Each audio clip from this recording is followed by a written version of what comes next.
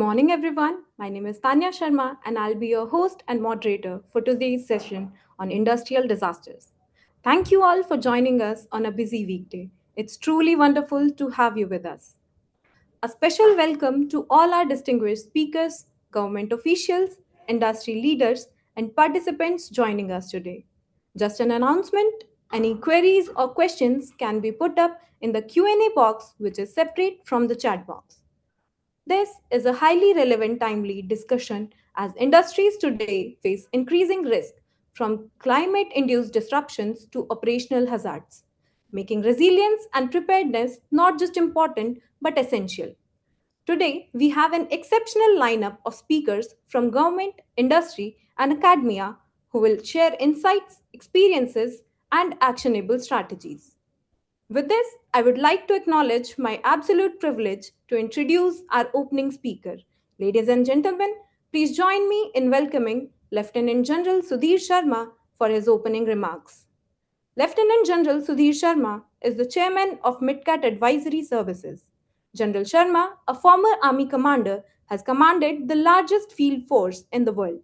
He modernized the logistics of 1.5 million strong Indian army and was India's defense attaché in London at the turn of the century.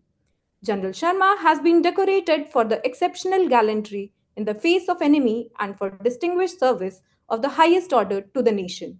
He is an acknowledged thought leader, speaker of repute, and a strong votary of sustainable development. He is on the board of governors and advisors of global corporations and has successfully mentored several startups. There's a lot to say about the general, but I'll stop here and invite General Sharma to open the proceedings. Over to you, sir. Thank you, Tanya. Thank you very much. Good morning, distinguished speakers, my colleagues from MidCat, and all the participants. It is indeed a privilege for MidCat to host this first ever webinar on industrial disasters, mitigating risks, managing disasters, and empowering industries. We are privileged to have a host of speakers. We are really humbled actually with the kind of speakers who agreed to join us. And I'm particularly grateful to Dr. Aswan, member of the NDMA, who's going to give us a keynote speech and also present here in his very tight schedule to guide us. Besides that, we got lots of people from the academia, industry, and from the government, from Bihar and from Bhopal. We look forward to hearing them. Ladies and gentlemen, before I start, as you all know, that India is at the cusp of a growth trajectory. We are really at a pivotal moment where we're talking of Viksit Bharat to be a totally industrialized and a very rich nation by 2047 in the vision of our Prime Minister and the country. We talk about Atmanirbhar Bharat and therefore, and Make in India. With this, when we're becoming a manufacturing hub of the world and going to be a powerhouse economy, we got to grow in scale. And when we grow in scale industry, we also bring along with it a lot of connected risk, a lot of things that we can tell you. So the first question that comes to our mind, are we building enough resilience, enough systems to withstand the disasters of the future? And we at Midcast strongly believe that resilience is just not about responding to disasters. It is about anticipating, adapting, and transforming systems to withstand shocks. Disaster management can no longer be reactive. It has to be not only integrated, but we will take the complete technological ecosystem that we build up into creating a disaster relief management system. Now, I must say that India is no stranger to disasters. Right from the terrible disasters of Bhopal to the tsunamis, to the floods in Uttarakhand, to earthquakes in Bhuj, we have had tremendous experience of disasters. And I must compliment the stellar work of our disaster relief agency, the NDMA, the NDRF, and all the state agencies. We have done a tremendous job in managing risk. In fact, I would say that we are one of the world leaders in managing disasters, but yet we can do more. India is such a complex, great big country that disasters and this will continue to happen. Because disasters are not system failures, they're systemic failures. And therefore, we got to create systems where the complete chain of systems are made more robust and we can withstand them for the future. But as you go forward, the disasters are going to change in nature and complexity. Because we are living in an interconnected world, interconnected industry, where the effect of disaster is cascading. If you have flood in Uttarakhand, it takes down a chemical factory, which creates a leak, which becomes a health hazard. So things is linked to each other, and therefore we cannot work in silo. It is therefore our belief, and that is why we are here together. We have got the government agencies, we got the disaster agencies, we got the academia, we got the industry, and the midcan. All of us have to partner together. No single agency can do this alone. We all got to hold our hands together and create a system for the future where the shocks from industry can be kept together. Add to that the climate risk. As we go forward, you understand that the weather is changing. We're getting heat waves, we're getting floods. All this has to be built in to industrial disaster management system and security. And therefore, we got to move from managing disasters to planning resilient systems for the future. And resilient system designing must become a boardroom priority. I feel that the oversight of the board is required for all industries to be able to put that. And industry needs to invest in systems. We got to put money on the table to make sure that we are ready for the next disaster. We need to look at the guidelines being provided by the government, and I must say, compliment the government for providing excellent guidelines, and for the academia, which is bringing out some great, lovely papers that we are able to put them together. So if we all fuse them together, I'm sure we can build a industry and a nation which can deal with future disasters in a meaningful manner by preventing them, mitigating them, and ensuring that we do them. We have gathered here today to share the expertise of all of us. We are here as partners, all of us together. The industry, the academia, MidCat, the government agencies. How can we each help each other in creating a framework that the next generation of industrial leaders are able to become more robust and leaders? Right at the level. The states, the collectors, the district magistrate, industry, all have to think. It's a very complex task. It is not easy in a country as big as ours, and especially in a democratic country where we got certain dynamics working together. Yet we got to do that. We cannot wish it away. If we want to become a great nation, safe nation, a nation, we have to work it together. They like it today that we got such eminent speakers who are going to guide us like how do we do this? How do we take this small step by step and build a strong, resilient India which is able to manage disasters in meaningful, practical, global standards, which can do so. With that, I hand over the floor to our speakers and to all the people and to the keynote speaker. And to a very, very scintillating session today to hear everybody how we do this together. MidCat is there to support you. MidCat wants to be part of this, wants to be a partner in the journey to reach that sort. Thank you very much. Thank you, sir, for sharing your unparalleled experience. It is always a delight to learn from you. Thank you also for setting the note for what's to come. To dive into our national strategy, it's a privilege to welcome our keynote speaker, Professor Dinesh Kumar Aswal, member, National Disaster Management Authority. Professor Aswal is a distinguished scientist, seasoned administrator, and a science diplomat with over 3 decades of leadership in India's nuclear, radiological, and scientific institutions. Before joining the NDMA, he held pivotal roles at Bhabha Atomic Research Center as Director of Health, Safety, and Environmental Groups, leading the National Radiation Emergency Response. Throughout his multifaceted career, Professor Aswal has consistently bridged the gap between cutting edge technology and national policies. This makes him uniquely positioned to guide us through the national framework for disaster management and offer a comprehensive look at how India is preparing for both present and future risks. We are all eager to hear your insights. So, very good morning to all of you. And today I am at New Mumbai Airport, and we are doing the mock exercise of the New Mumbai Airport. And today we have here all the agencies which look after how to make our new airport or critical infrastructure very safe. So now coming to this conference motto, really thank first of all the MidCat Advisory for inviting me for this very, very important meeting that is on the industrial disasters. If you see for last 2 years in 2025 and 26, we had a large number of chemical disasters. We had in Bhilai, we have got in Gujarat, we have got in the Maharashtra. Several people were killed and a large number of people injured. So when we talk about the chemical accidents, it is not only within the premise. it leads to the offsite emergency. Everybody knows that what has happened in the Bhopal.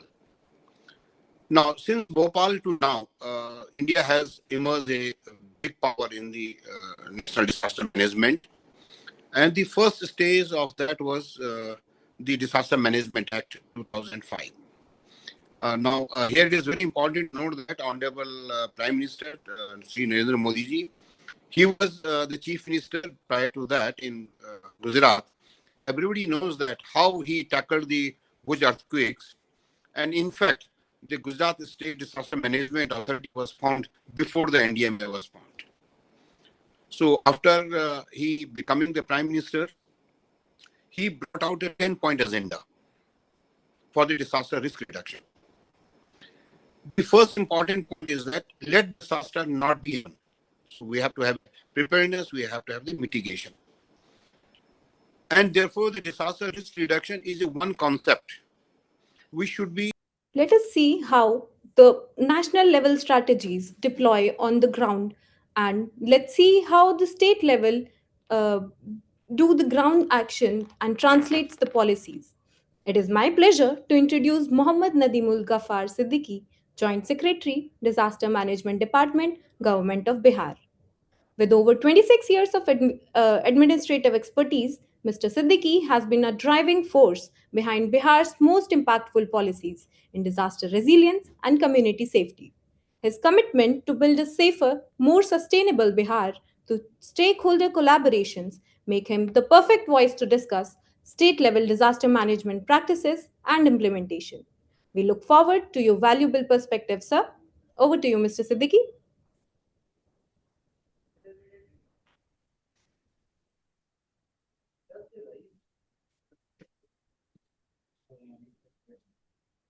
Good morning, respected analysts and participants. Am I audible?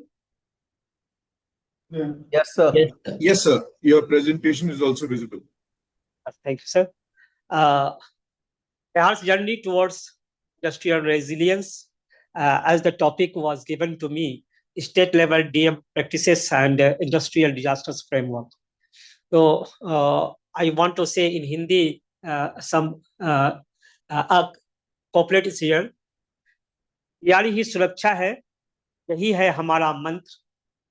आपदा से पहले सजगता ही बनाती है तंत्र. Sir, MD Nadimul Ghaffar Siddiqui, Joint Secretary, Disaster Management Department, the Government of Bihar.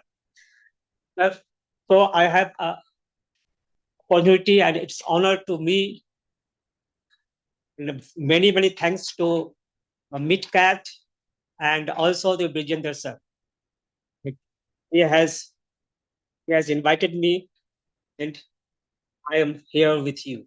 Sir, as far as the context and importance is here, the industrial growth, we have seen the rapid industrialization and also the risk vulnerabilities.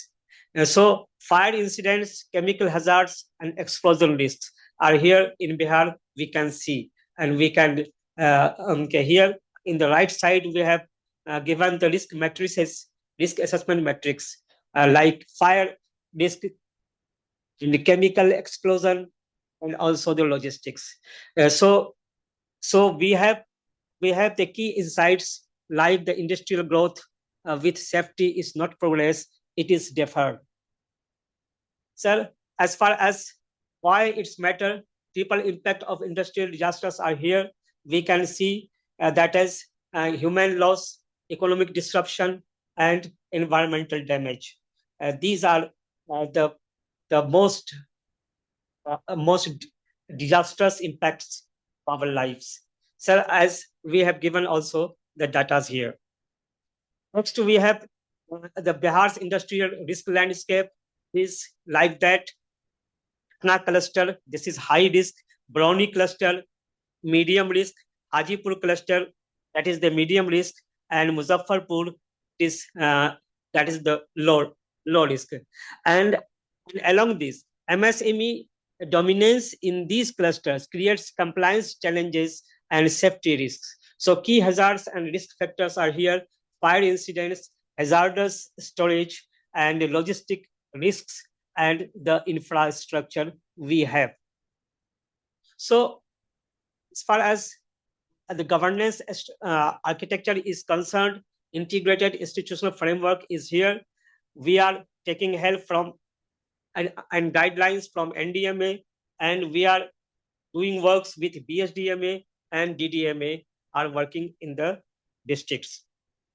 Sir, as far as the legal and regulatory framework is concerned, we have Disaster Management Act 2005, MSIHC Rules 1989, Factories Act 1948, and Chemical Accidents Rules.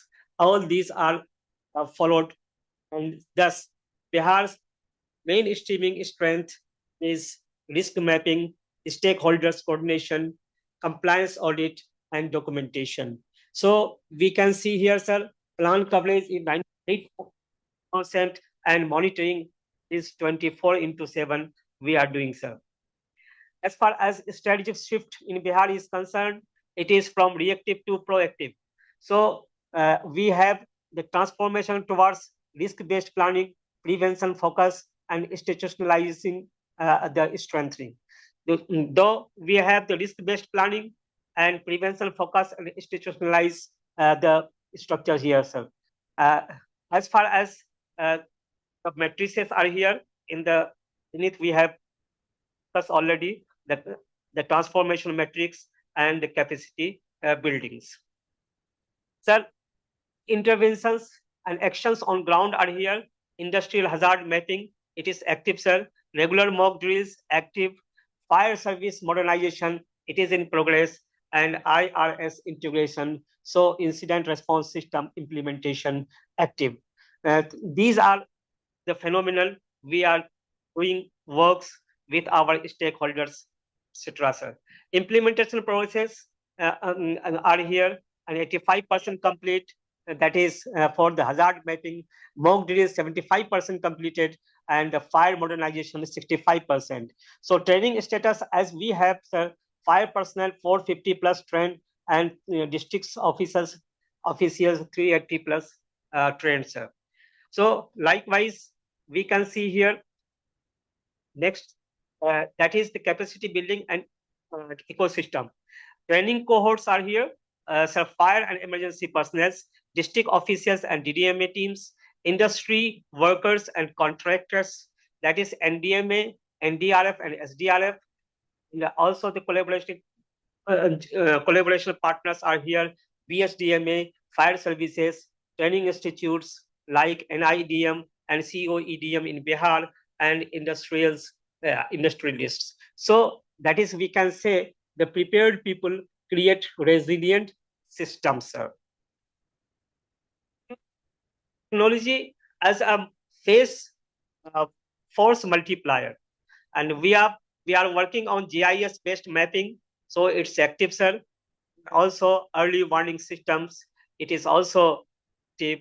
And emergency communication, we can say the redundant communication network for crisis management, that is the multi-agency link and secured channels, like digital coordination. And if we have here like DSS portal, from where we can monitor and also we can take decisions. So technology impact and user adoption are here. We have given in the past. So next, as far as IRS implementation is concerned, operational excellence is here. Incident commander, we can see the overall coordination and decision-making authority for incident response capacities, sir. Operations are doing, sir. Operation sections, we have planning sections, we have logistics sections, we have. So as far as incident IRS implementation is concerned, sir, it's good, sir, and also we are improving in these sections. Sir, now the case study, Bihar in action, fire incident response, and we have incident timelines, like within the 5 minutes we can mobilize, and we can contain after 10 minutes, and recover after or within 45 minutes, and review can be done. Sir, so Patna industrial area, that is the chemical fire, and severity is medium.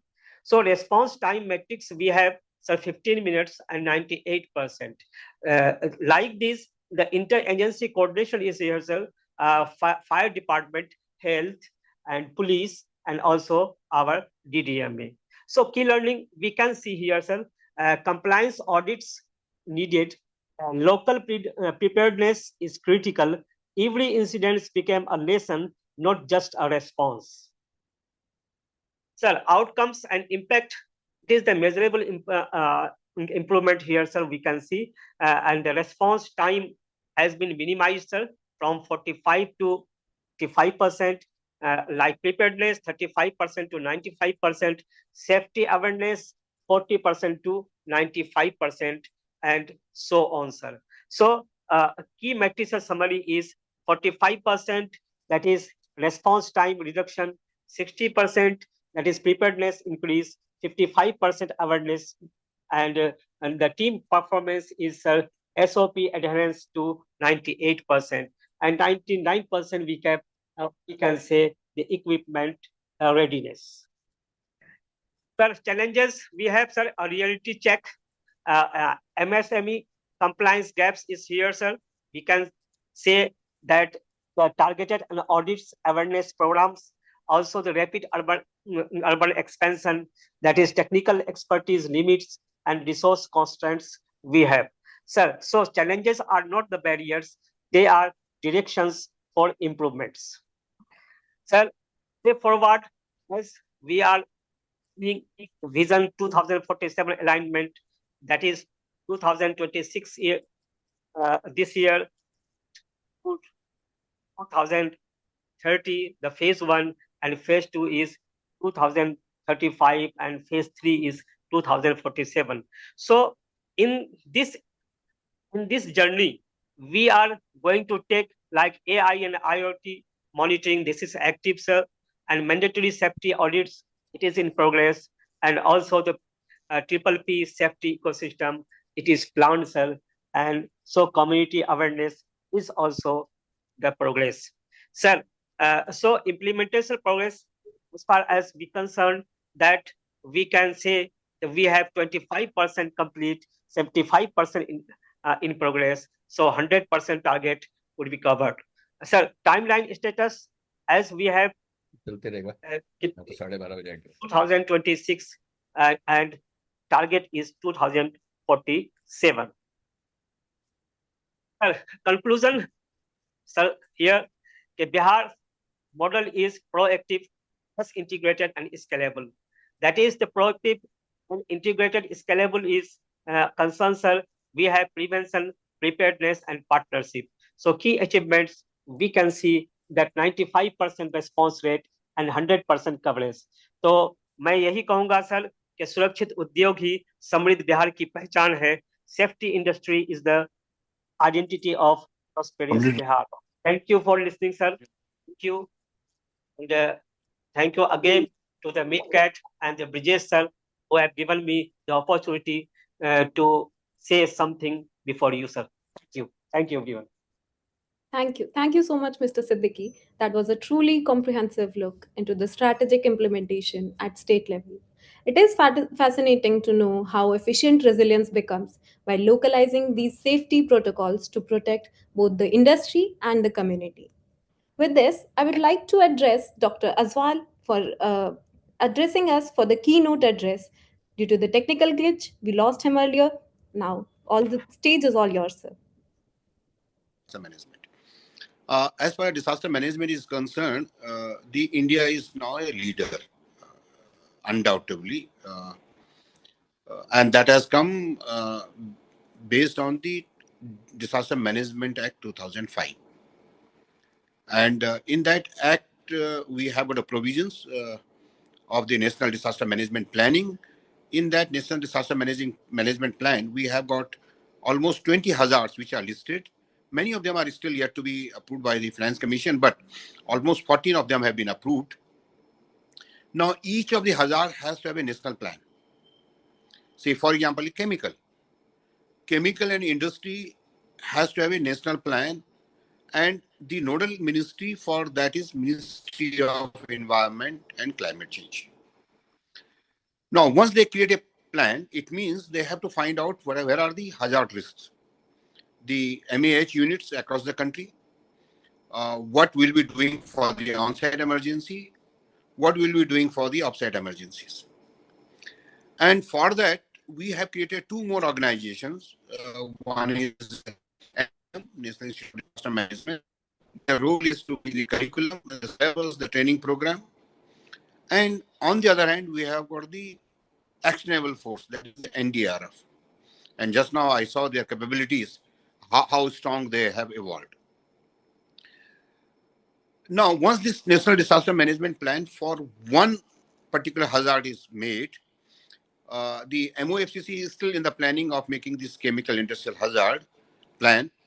Now, that has to be mapped into the state disaster management plan across the country.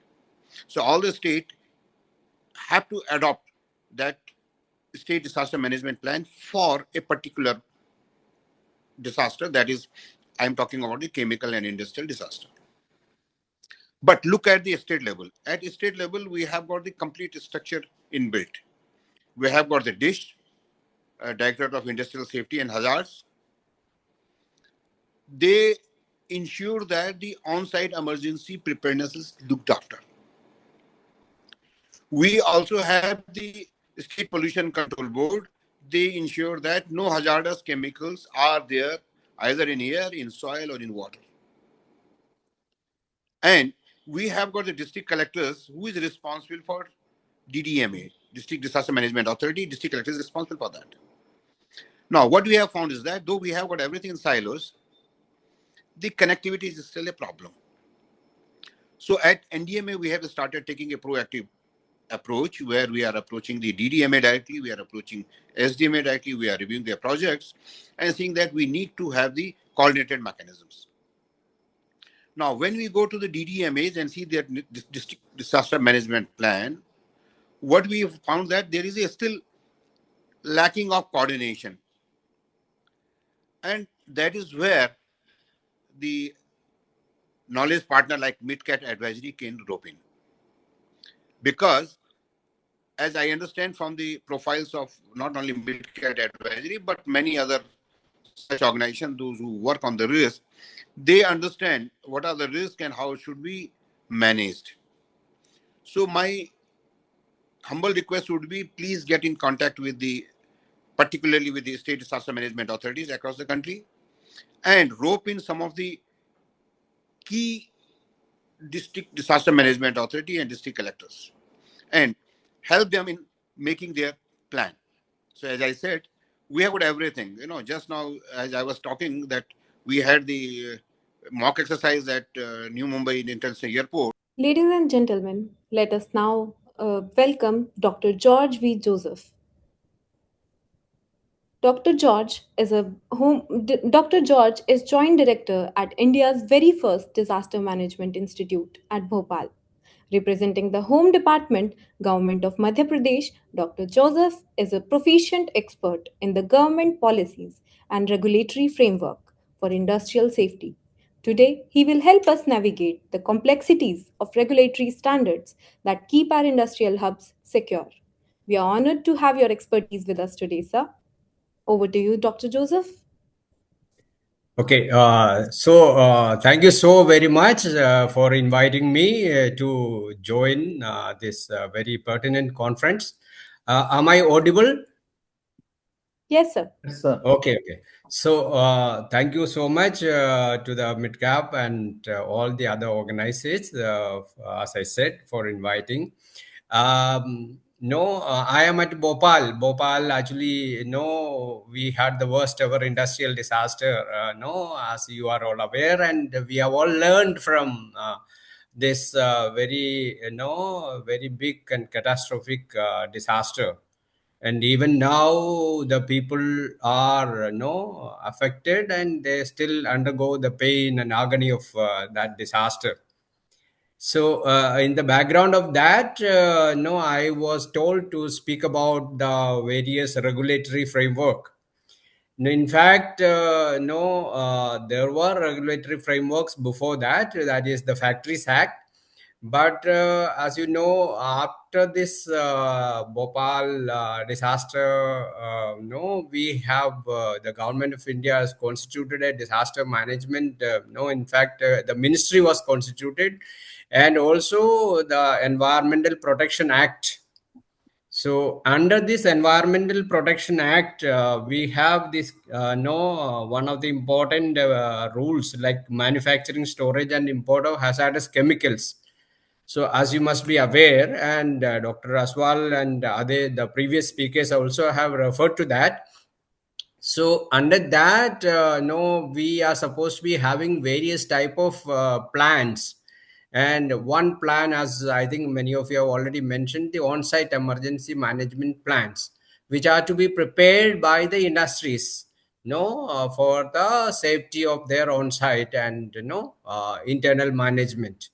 And there are also provisions for under Schedule 12. There is also provision for off-site emergency management plan, which is supposed to be managed and prepared and executed in collaboration with the industries, but by the district administrations.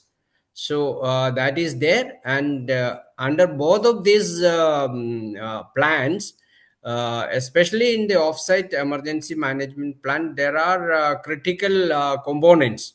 And one of the important components which I would like to maybe speak about is that of the community preparedness and coordination issue. See, now these offsite plans are prepared for only for major hazardous industries.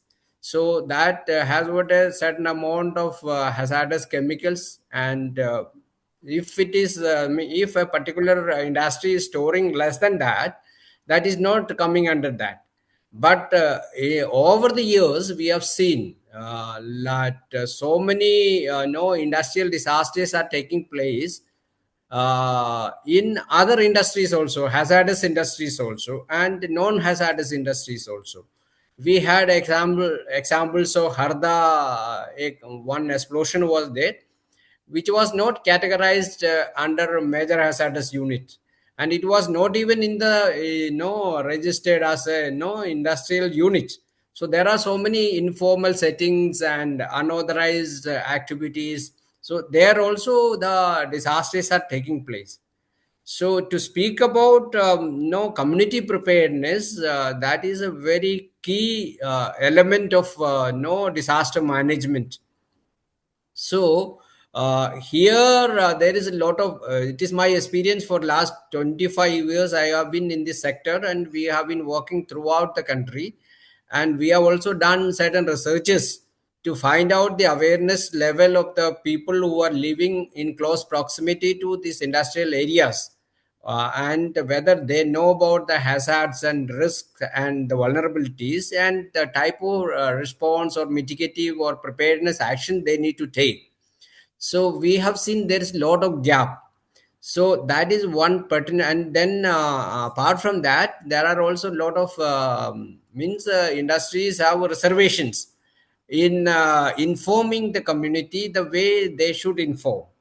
So there are reservation in the sense that some of this may be like legitimate, but ultimately the awareness and that information is not in the community, especially the marginalized and different categories of vulnerable groups. So that there's a lot of scope to do work.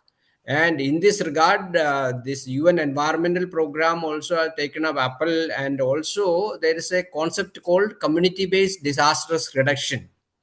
So wherein we engage the community, cross section of the community, and work with them, understand the local risk, as already been referred in the Sendai framework also.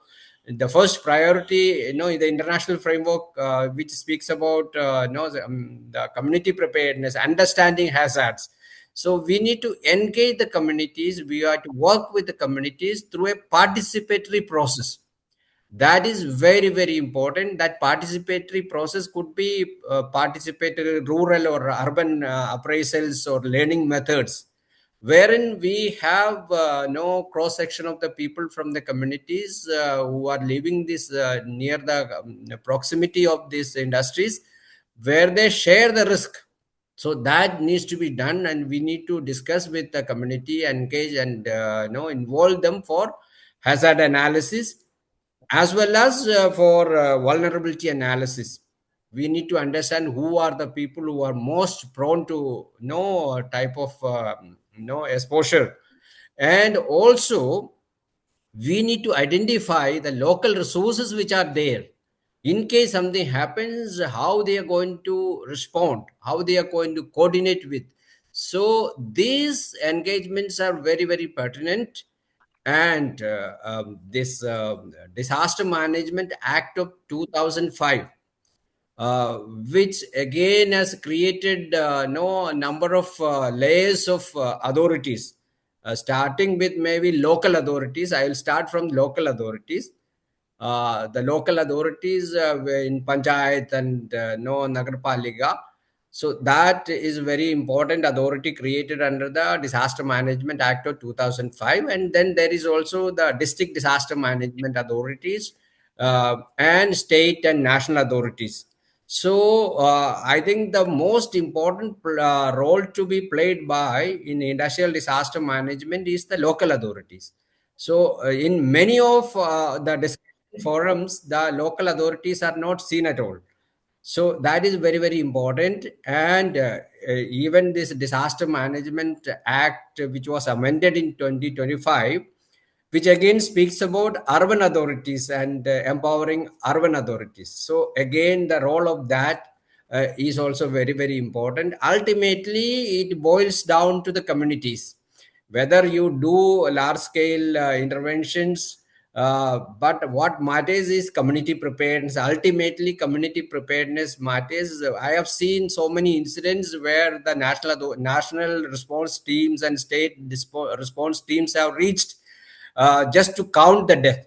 No, it is not to discount their role, but we have seen so many incidents, no, wherein the local communities have tried to, rescue people immediately, because the reach of the national and state authorities, they take time due to so many logistical issues. So the critical issue is community awareness, community preparedness, and engaging the communities. So in that, I must say the local authorities have a very critical role, and the regulatory framework of like a Disaster Management Act and Environmental Protection Act and Factories Act, they do play a very important role. But in my experience, we have seen many of these regulatory frameworks are not going beyond the compliance.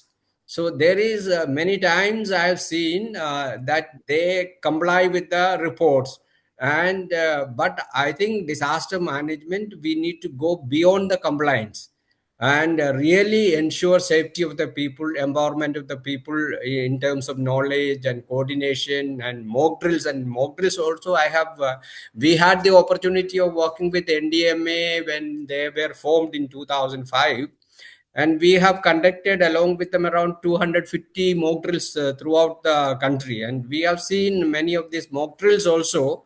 No mock drills, we inform people many times. The response agencies come to the gate of the industry and then they respond. So how realistic these are, we need to look at.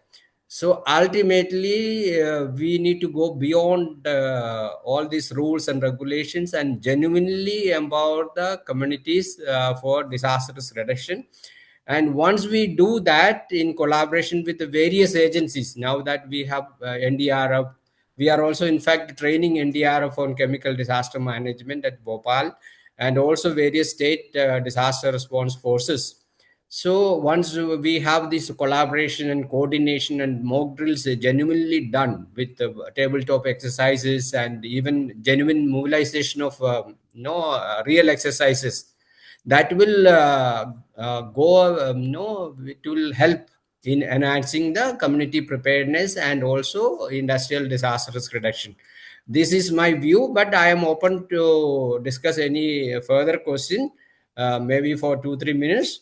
Thank you so much for sharing, giving me this opportunity and to interact with you. Thank you so much. Thank you, sir, for that deep dive into the regulatory frameworks. It is clear that a solid understanding of government policies is the first step toward a safer industrial landscape. Another is to have our community prepared and informed. Ladies and gentlemen, let us now pivot our focus from the guidelines to the implementations. How does a major corporations translate these policies into daily operations while managing the bottom line? To answer that, I would like to welcome our next speaker, Mr. Nitin Mahajan, Deputy Managing Director, CFO of India's first Industrial Development Corporation, State Industrial and Investment Corporation of Maharashtra Limited, Mumbai. Today, we will gain from his insights on the implementation of disaster management and safety. Please take the lead, Mr. Mahajan. Thank you very much for the MidCat team and also all the renowned panelists. I think at the beginning, it has been very rightly said why disaster management has come to the center stage. Most importantly, it is, of course, as mentioned earlier, it is the Make in Maharashtra and the economic growth that we are experiencing, which makes it more and more important that we avert disasters and we get prepared to, in such events, get prepared to address those disasters. So before we start, let us try to understand what is an industrial disaster. I mean, what it means is basically loss of 3 M's. Everybody knows 4 P's of marketing, but they tend to forget the important element 3 M's of manufacturing, that is man, machine, and material. So disaster results in loss of 3 M's. It results in loss of productivity, results in loss of orders. These lead to the reputational loss and also the economic loss to the industry or the organization. Of course, if we see with growing industrialization, the disasters are also on rise. If we look at the statistics from the government bodies as well as the international bodies like ILO, the industrial disasters are on rise. And for that, to address these issues, we need to understand what is the life cycle of the disaster. So, because if we understand the basic principles, we are able to or better equipped to address those issues. So it has basically 4 or 5 components. The life cycle of a disaster, or I would say disaster management. One is, of course, identifying the source of a disaster, which is very important to start a disaster management program or a plan. Basically, the source can be derived from the operation and related or allied activities or ancillary activities. Next comes how to measure those disasters. It is the risk assessment based on type of disaster. Disaster can be as small as a fall of a workforce or some equipment, or it can be as big as an explosion. The thing is that one has to evaluate how to measure so that appropriate steps can be taken to prevent such kind of disasters. And despite all the measures, if there is a disaster, what is important is how does one react? What are the response that needs to be taken to minimize the impact of the disaster after it happens? And of course, the reconciliation. Once it is done, the action has been taken, and what is important is to reconcile and get back to work, of course. So all these elements, once they are in place, then we can properly approach towards the implementation of a disaster management plan. Now, what is important is that there are SOPs which are to be framed. How process follows certain rules, and those are the standard operating procedures. So it has to be drawn on a board so that impact of any deviation in any process can lead to a disaster or a aberration. So once we define a process and draw the SOPs, what is next is, of course, the validations. Now, these validations are in the form of safety audits or compliance systems that are uh, uh, designed into the management plan.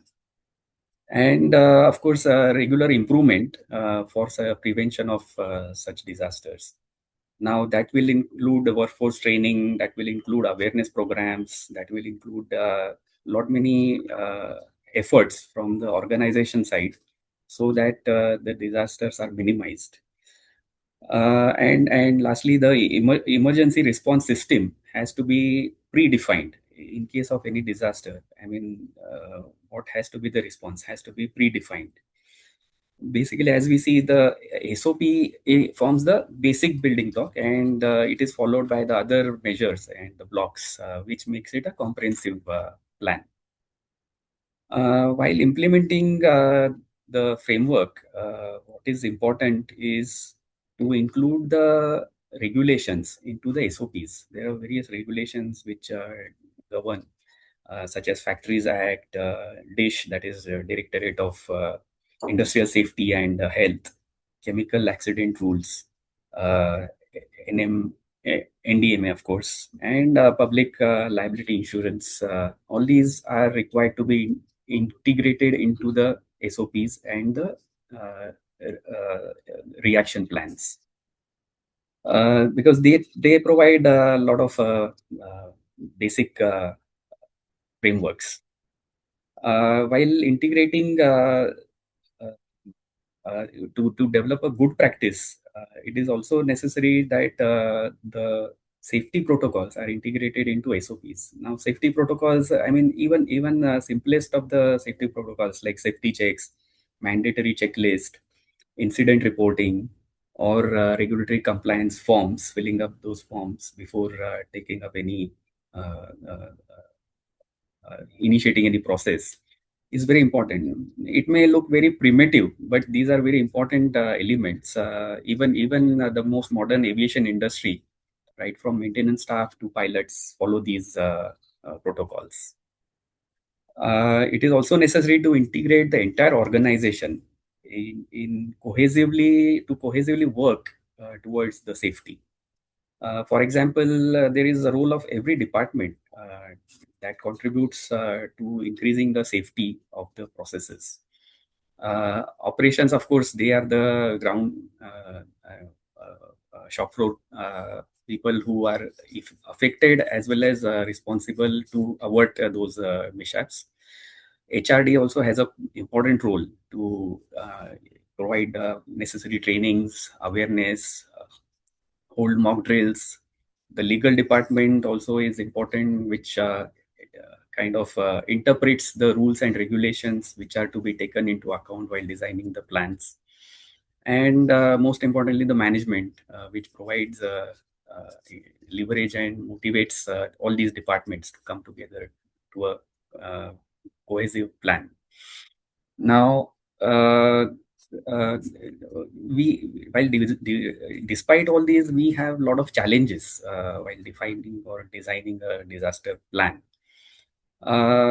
One is, of course, the poor design of SOPs, which is not upgraded over the years, whereas the processes have changed, technology has changed. So SOPs have to be revisited on periodic level, and also the rapid industrialization makes it more necessary. Budget constraints is another element which is a major challenge. Also, the gap in safety audits also lead to a lot of weak regulatory enforcements towards the required goals.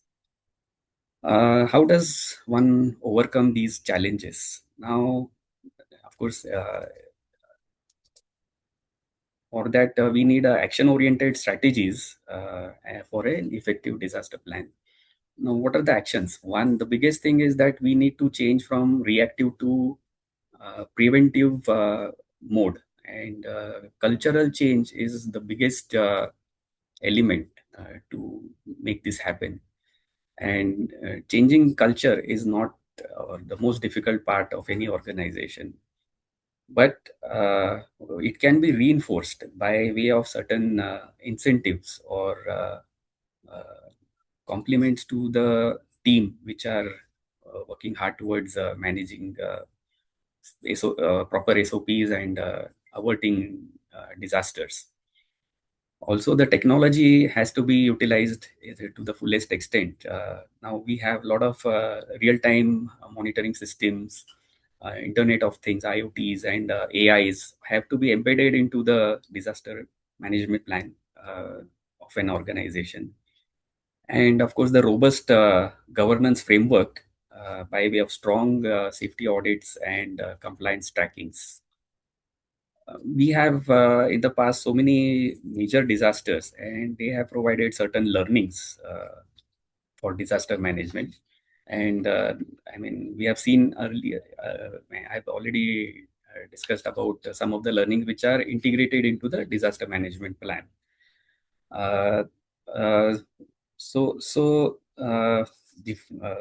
Before I conclude, I will like to mention that once a plan is framed or designed, one has to continuously monitor and upgrade. It is not that it is being implemented for n number of years.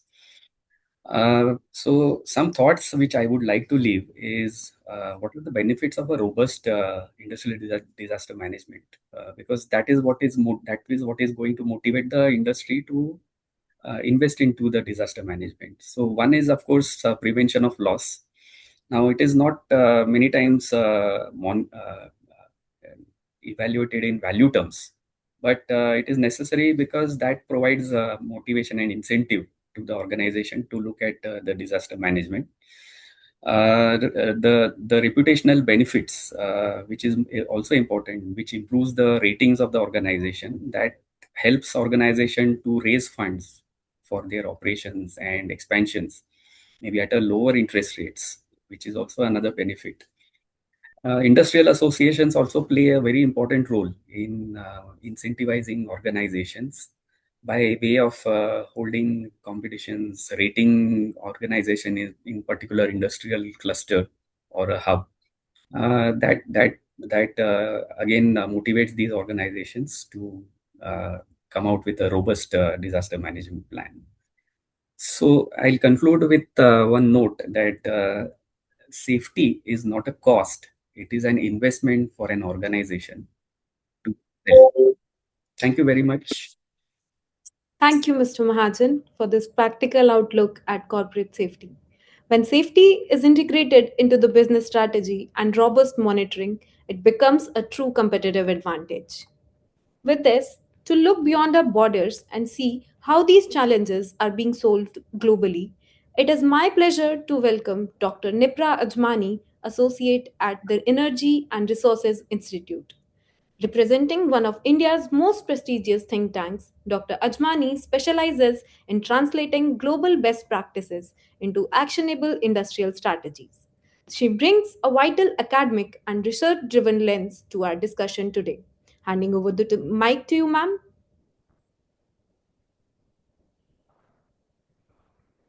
Thank you, Tanya. Hello. Good afternoon, everyone. I hope I'm audible. Yes, ma'am. And my screen is visible to everyone, right? Yes, ma'am. Yeah.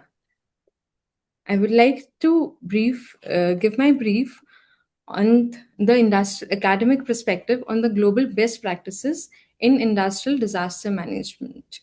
Thank you, MidCat, for giving me this opportunity to share the dais with such dignitaries. Now, the industrial disasters today are no longer associated with technological failures that we have been talking from past an hour. They are basically socio-technical crises emerging at the intersections of engineering systems, human behavior, governance, and environmental risk. The academic research consistently shows that the disasters are not random events, but the result of systematic vulnerability accumulation over the period of time. So my today's discussion will roll on to giving an insight of the international and Indian case studies, academic methodologies of risk mitigation and resilience, comparative global frameworks and lessons for India, and emerging innovations in technology, transiting, and policy. Now, coming firstly to the national and international case studies for industrial disaster prevention and responses.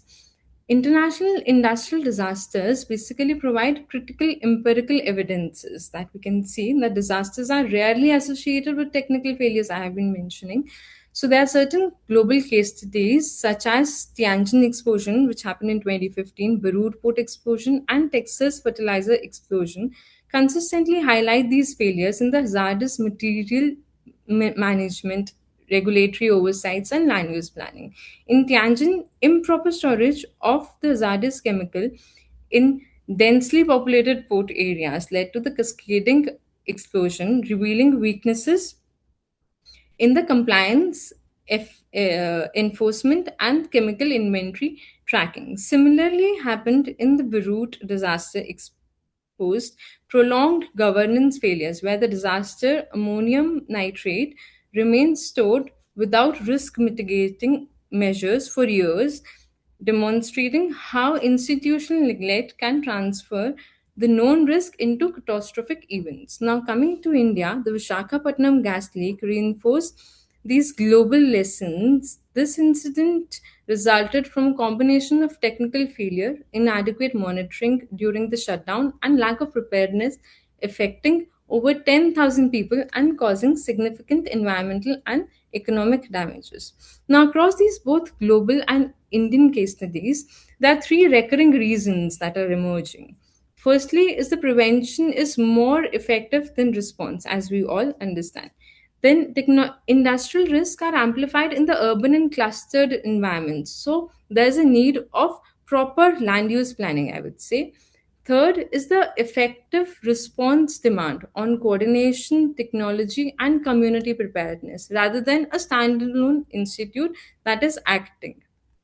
Now, coming to the second thing, that is the methodological guidelines. Whatever are existing for the risk mitigation and resilience in the academics, what the methodologies are there. So here is a list of methodologies that are existing and that are being used partially or completely by the different industrial systems. Now, among these methodologies, I would say one of the most widely applied methodology is QRA, which is based on the probabilistic model to estimate the likelihood and consequences of the industrial accidents. QRA supports the decision making in the areas such as plant site, the emerging planning, safety design system. Tools such as the DBNs enable modeling of the uncertainties and cascading effects. DBNs can also be used for the resilient risk assessment. Also, these resilient based methodologies basically shift their focus from being merely preventing measures to enhance the system's ability, basically towards absorb the shock absorbing and adapt to disruption, and I would say recover efficiently. Those technologies, those resilience based methodologies are being adopted. Now, this is particularly relevant in the context of climate change, where we work, where the industrial system must contend with the increasing frequency of the extreme events. Because it is not necessary that the industrial disaster happens only due to the industrial failure. It may be due to an extreme event happening, and then that is leading to an industrial disaster. Now, the academic literature also emphasizes the importance of multi-hazard risk assessment that we do at TERI here, integrating the natural and the technological risk. Furthermore, interdisciplinary approaches that are already been talking about, incorporating engineering, environmental science, economics, and behavioral studies have strengthened risk mitigation strategies. Now, next aspect is the comparative analysis of global frameworks and adaptation to India. What all global frameworks are there? The global frameworks of industrial disaster management have evolved from into the comprehensive system emphasizing preparedness, prevention, and resilience. Now, the key international frameworks include the Sendai framework, OECD framework, UNEC Industrial Accident Convention, the regulatory systems such as CIVISCO, OSHA standards, ILO, WHO. Now, despite difference in the institutional structures, all the frameworks share a common point, that is risk-informed policy making, evidence-based decision making, strong regulatory enforcement and accountability mechanisms, integration of industrial safety with urban planning and environment management, which I would focus on. Then the transparency and public access to risk information, multi stakeholder collaboration involving the government, industry, and communities. Now, coming to India's disaster management framework that incurred in the Disaster Management Act, as we all know, which aligns with many of the global principles by establishing institutional mechanisms such as NDMA, SDMAs, DDMAs. However, the academic analysis and case evidences suggest that the primary challenge lies not only in the policy design, lies in the implementation rather than the policy design. So ultimately, in here we need to have a transition from compliance driven framework to a risk informed governance model where safety is embedded in the planning, operation, and decision making processes. Now, coming lastly to the technology innovations that are there. So, I have listed certain technology innovations which are already existing and are being evolving day by day through through different research methods. So, among these, the emergence of the advanced technology and the policy innovation is transforming basically the industrial disaster management, enabling a shift towards real time, predictive, and adaptive safety systems. Now, the concept, as we all know, there's a concept of safety 4.0, which is rooted in industry 4.0 technologies that represents a paradigm shift from the reactive safety management to a proactive risk preventions. Now, the technology innovations which we have been talking about includes the use of AIs, the IoTs, the big data analyst, the digital twins, which allows the continuous monitoring of the industrial process and early detection of the anomalies rather than an incident that has happened and we do not know the reason behind it. In addition to the technology, innovation in training and capacity building are critical. So, the academic research basically highlights the effectiveness of the simulation based training, which we have, the virtual reality, and the incident command systems, which enhances the preparedness by enabling realistic practices of the emergency scenarios. Now, these approaches improve the decision making coordination and response efficiency, particularly in the high risk industries. Also, along with that, this policy innovations are also equally important in strengthening the industrial safety. The global best practices emphasize again on the risk informed land use planning and zoning regulations. I think this is the most important.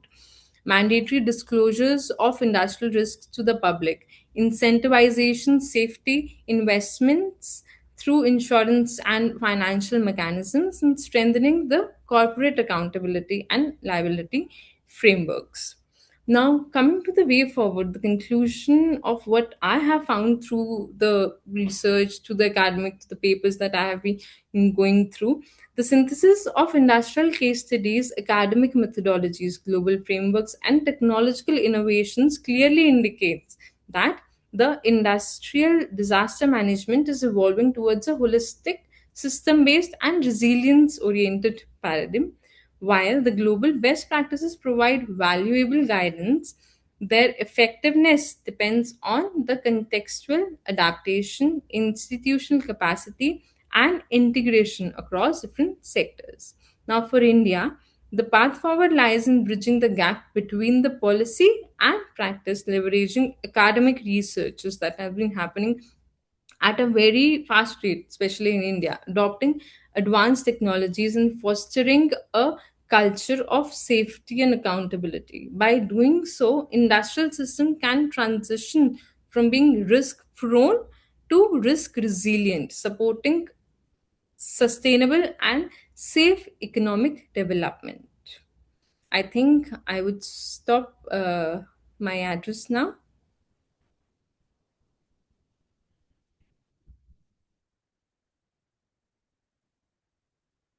Thank you, Midcat, for giving me this opportunity once again. Thank you, Dr. Ajmani, for this elaboration to look at global standards. It's a great reminder that while our risk may be local, our solutions can be world class. Yeah. Ladies and gentlemen, let's move forward to the next segment of today's session, the fireside chat.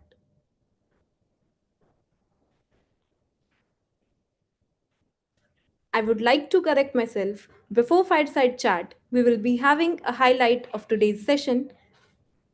I would like to invite Mr. Sandeep Sinha, Executive Director, Midcat Advisory, to unveil a technical report that is working in collaborations with TERI, the Energy and Resources Institute. The technical report is titled Profiling Risk Dynamics Across Industrial Clusters and Special Economic Zones in India. Although the report is currently in progress, its findings are already shaping how we view industrial safety. Mr. Sandeep Sinha will be unveiling the report and sharing the vision of this upcoming report. Over to you, sir. Thank you so much, Tanya. And it has been a brilliant learning experience listening to such eminent speakers and subject matter experts. So almost everyone agrees that it is important to be preventive and, as far as possible, predictive in disaster management. And therefore, it gives me great pleasure to talk about and release a study that has been jointly carried out by Midcat Advisory and TERI. Now, we all know that risk is all pervasive, whether it is natural or man-made, and it affects nations, societies, communities, industries, companies, brands, and reputations.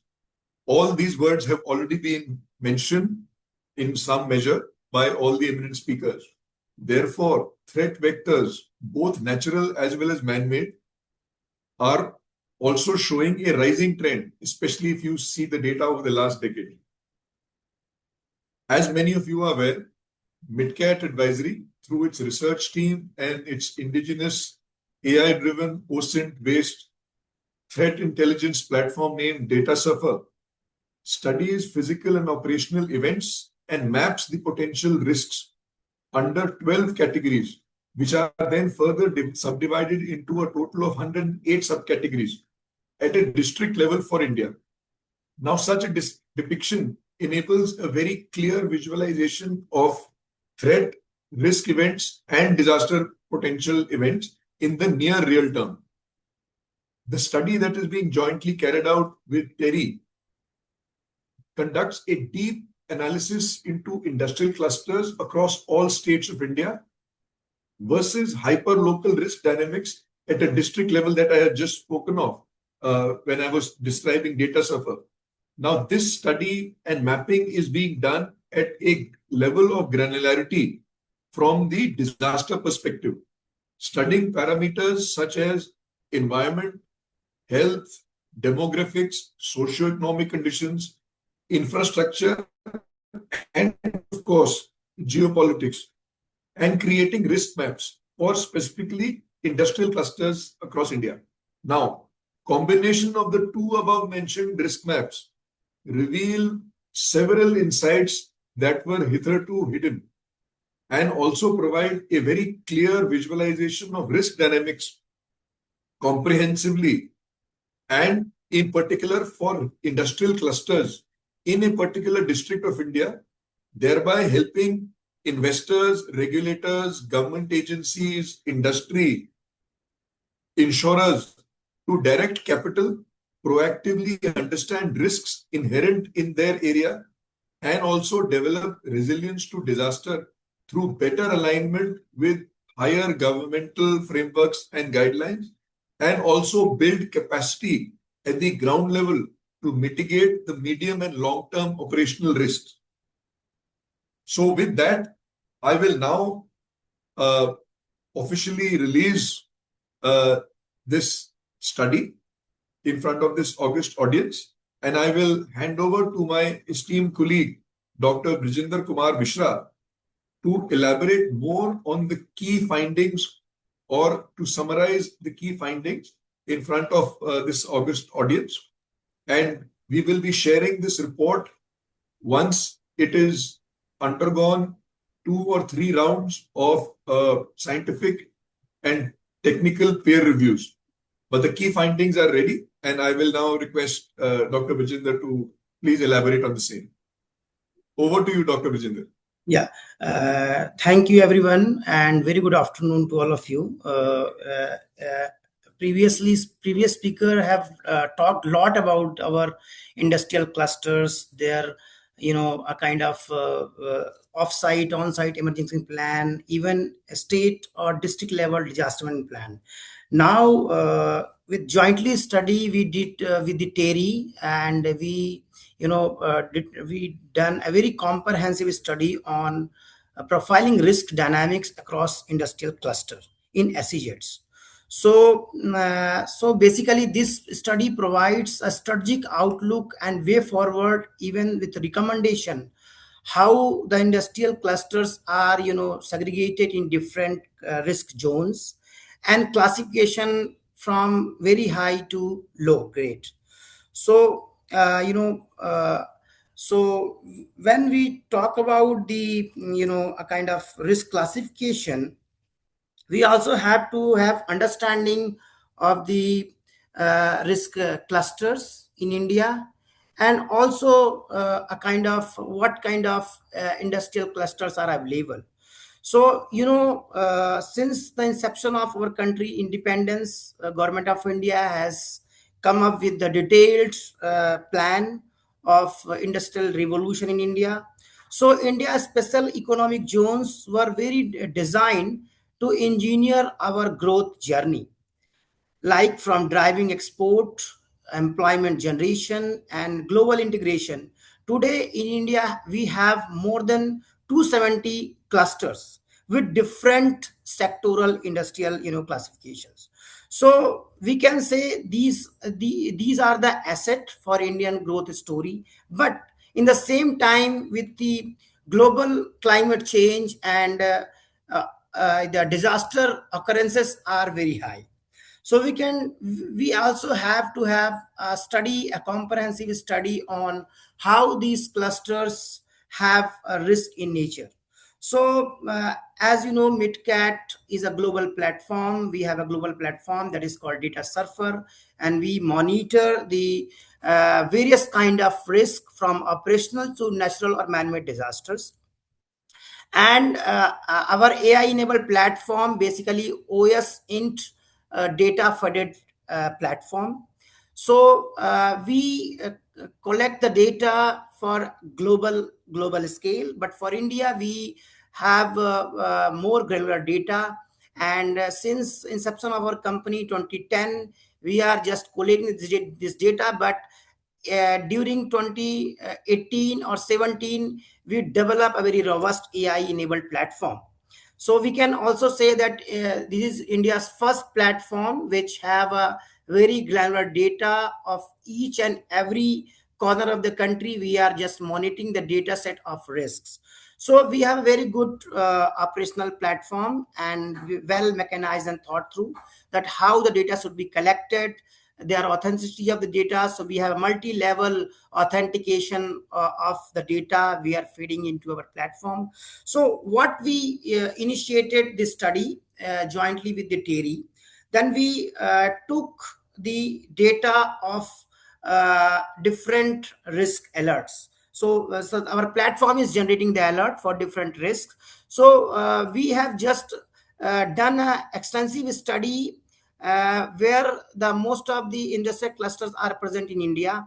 So we can say around out of more than 700 districts in India, more than 76 districts have special economic zones awarded. And out of 76 districts, we have, more than 270 industrial clusters. Some cluster have uniform industries, means same sector industry, but some of the cluster have multiple sectoral diversity. So then we started also to profiling their risk nature. So before going to study the risk profile, we should also first try to understand how India is costing the human loss and economic loss due to the industrial disasters. In the single year 2024, more than 240 workplaces accidents and 400 plus fatalities, even 850 injuries in the on-site of the industries. When we talk about the registered factory data, average every 3 workers dying per day due to some industrial accidents. When we talk about last 5-year data, so we can aggregate those data into the same platform, and when we do analyze, so approximately more than 6,000 total documented deaths across sectors across India in the industrial clusters. So now we got the profile how important this management of disaster management of industries. They should have a better plan, and they should have a better off-site, on-site emergency plan, because the cost of industry, of human as well as economics, very high. Then we also try to understand the SEZ concentration and what is the spatial risk that they have. So before discussing the insight of the report, we should also understand. I know earlier speaker also explained something about the Indian regulatory framework or compliance system. So I will just apprise our August gathering to what kind of protocols and regulatory framework what we have. We have, after very independence, Government of India has developed the Factories Act during 1948. This provide a governance level structure to across India, and it's a very good framework to at factory level how the management of industries, even for human people working over the industry, how they should govern. And we also identify in the study what is the critical gap in the after Factory Act implemented across the India. Then for environmental chemical safety, we have a different framework like Environmental Protection Act 1986. Then explosive rules also came into enforce in 2008. And of course, after all this Environmental Protection Act explosive rules, Government of India drafted a Disaster Management Act. And for specialized for factory or chemical industries, NDMA body has been formed in 2005, and after that 2015 we got a national framework or plan for managing the industries, even chemicals. So then after we are having a lot of plans, lot of act, but still we face challenges in the operational management in operating our industries. So we also have highlighted some of the key challenges and what kind of technologies should be adopted by Indian industry or even associations. So we also did a very classic study, and we identified what are the vulnerabilities that we can call as a domino effect, because we have a lot of state level, district level, national level preparedness at a very ground level, but still we have some kind of gaps in between. And the global risk agencies, even in NDMA, they call upon India is very high, a kind of recurrence of disasters. And even changing climate in India is very rapidly. Even we can now realize we are sitting at April, this year, and we have seen how the climate change is happening even across India. A lot of rain is happening. Even in the Himalayan sector, we are also facing some of the kind of snowfall. So it was never seen before in this time frame. The climate changing is very rapidly, and also the global situation at present is very vulnerable. A lot of countries are into the war. They are fighting the war, and the major cost of the war is borne by these industries, because a lot of industries get targeted during the war. So with this current emergent situation, we have to also understand the environmental trigger, which basically a kind of promote us to do such a comprehensive study. So for urban flooding, during when we talk about past decade, in India, only few cities or urban centers getting urban floods. But in last 2-3 years, we have seen this situation, that at the same time more than 10 urban centers like Delhi, Bangalore, Guwahati, Chennai flooding in the same time and every year. So after 2023, we have seen every year the urban flood situation is getting worse in India.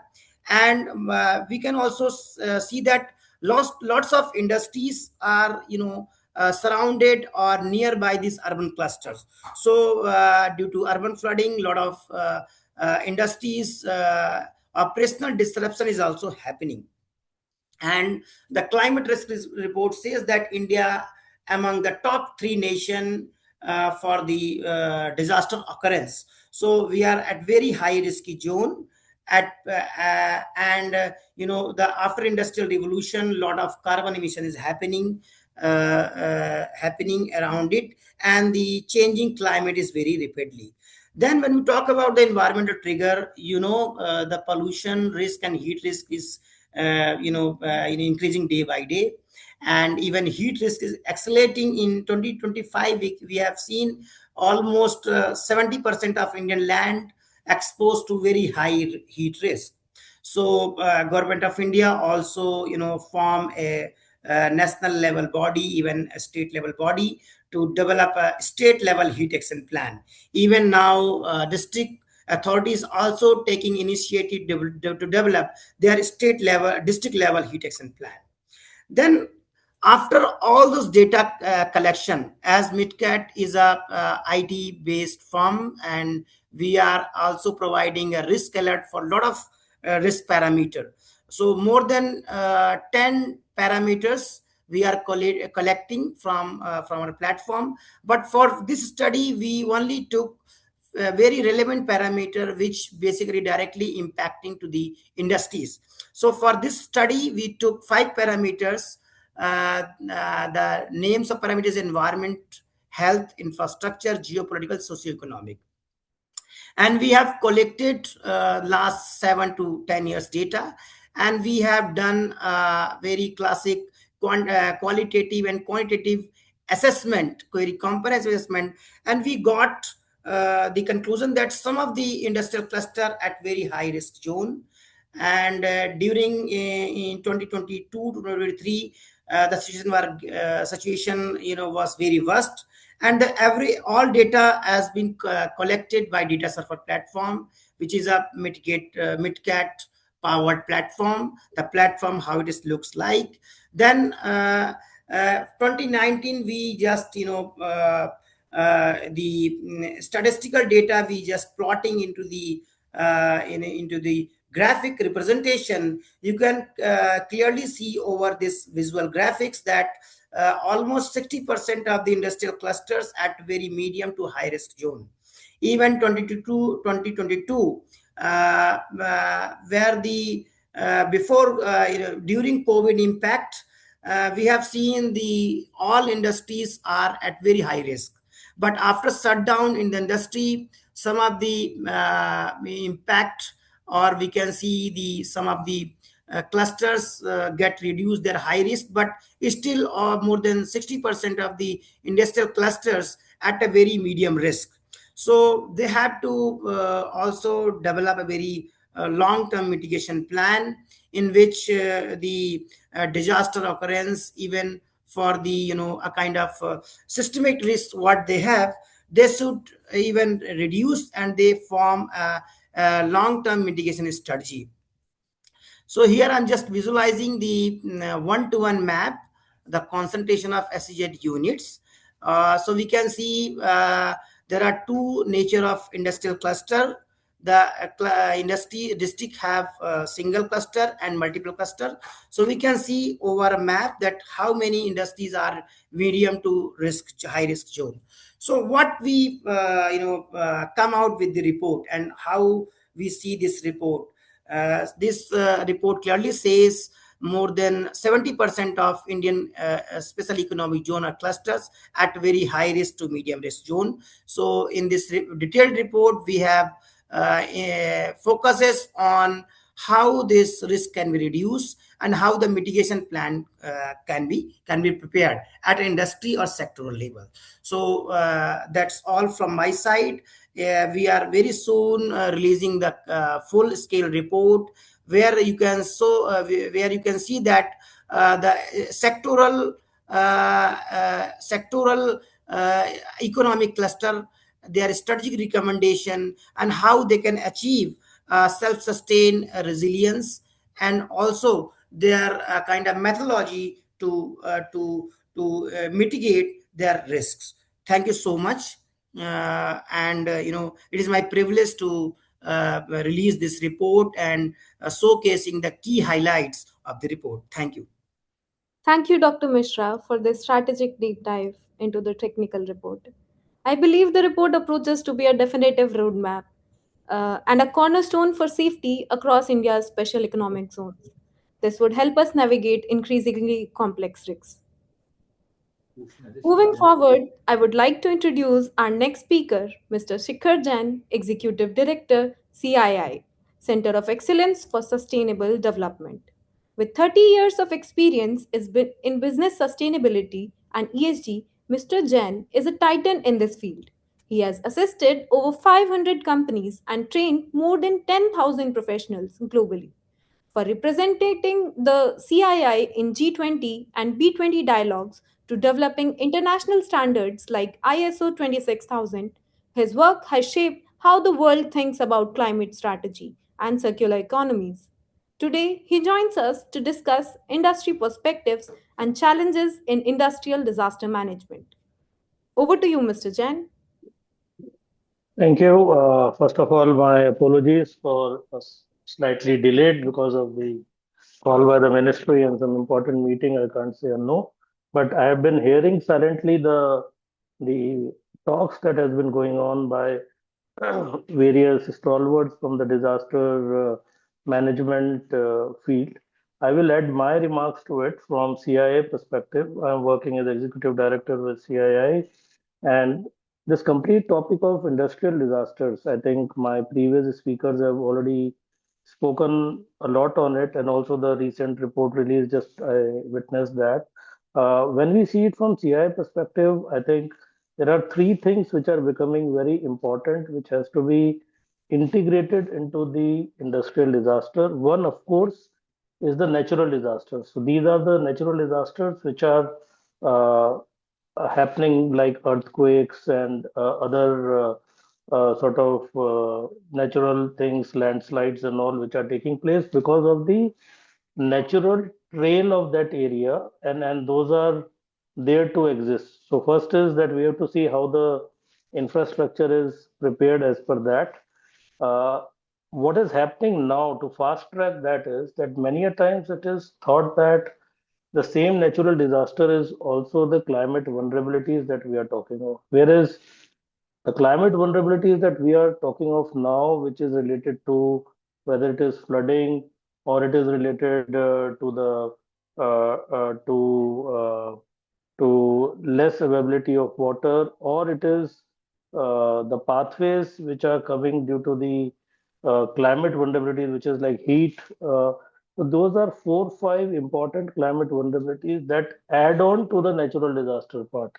And what we see largely in the clusters is that this thing has to be integrated as fast as possible with the disaster management plan. So one is the industrial disaster management plan, which is applicable at the level of the industry or the cluster, which is an existing DMP, the disaster management plan that we talk of. Second is the addition of the climate vulnerabilities to it. Third part, which is very important for us, is that how the case of the industrial cluster has to be seen. Because I was just talking to a few industrial clusters, both down south in Tamil Nadu, also in Andhra Pradesh, and also in Maharashtra and Gujarat, which are substantially the four industrial areas which are key for four states which are key for us. There is a lot of inventorization of the hazardous material like chemicals and all. So that inventory has to be updated at the district level so that the district level disaster management plan, when we talk about, is taking care of the natural disasters, taking care of the climate vulnerabilities, is also taking care of the inventorization of the hazardous chemicals which are there. The reason for it is that, like we saw a report release just a few minutes back, the work that CII has done, which we call is as physical climate risk assessment, that has revealed that even if a single industry does a planning for on-site emergency plan or for the disaster and the inventories they have, but when the disaster happens, it happens for the complete area. So the preparedness for the industrial disaster has to be done with the planning of not only your own unit, but the complete cluster which is in and around. And for CI perspective, it is very important for us that big industries might be able to do that. But in that industrial clusters are many SMEs, there are many warehouses, there are many small vendor shops that gets opened over there. And then at a distance of 3 to 4 kilometers is the complete community which is there. So today, the disaster management plans that we have to do from the industry perspective is not only the natural disasters, the the climate vulnerabilities, and the chemical risk or other types of risk which can come. So if you can have a biological risk, chemical risk, you can have a nuclear risk in case there is a nuclear power plant in that area. So from the ESG lens, when we see from the environment social governance lens, when we see the natural disasters and their planning that has to be done. So most of the investors that we are talking of, they are saying that industry has to work a lot with the government. So the district authorities are aware that there is an integrated district disaster management plan or a block level, but also at the cluster level. So even if we have something at the cluster level, we need to be just sure that the district is very much involved into it because the district level DMP will be very important. Similarly, what we see in the case of climate is that there is already a state action plan for climate change in action. There is a national action plan also which is there, but we don't see there is an integration of these aspects into it. So what we are trying to do from CI perspective is that how close we bring all these aspects so that there is a interdepartmental sort of a information sharing. When we do the disaster management at the industry level, we have the complete insights from the districts. We have to see that the inventories are fully updated. Because in Gujarat, in the industrial state that we were working of Bharuch and all, I was saying to the complete association that the inventory, because each unit is having a storages of certain chemicals and waste. Okay, but if these inventories are not updated, then it becomes a problem. And we do have the disaster management tools, we do have the hazardous waste management tools, we do have all the things in place. But what we need to do is that once we have an integrated planning, that's where it is going to help us a lot. So from CI perspective, I think sessions like this that today you are organizing, I think you need to take it to many sort of industrial states, and we have to physically also get this done so that we have an integrated disaster management plan which takes care, again, I'm repeating, natural disasters, the complete chemical and the hazardous inventory over there, and the climate vulnerabilities, so that not only the industries but also the community at large, which is nearby, is not at risk. So I think we have to do this thing holistically. And then what will happen is that the mutual aid programs that we have, and we need not confuse safety as a mere safety type of a thing.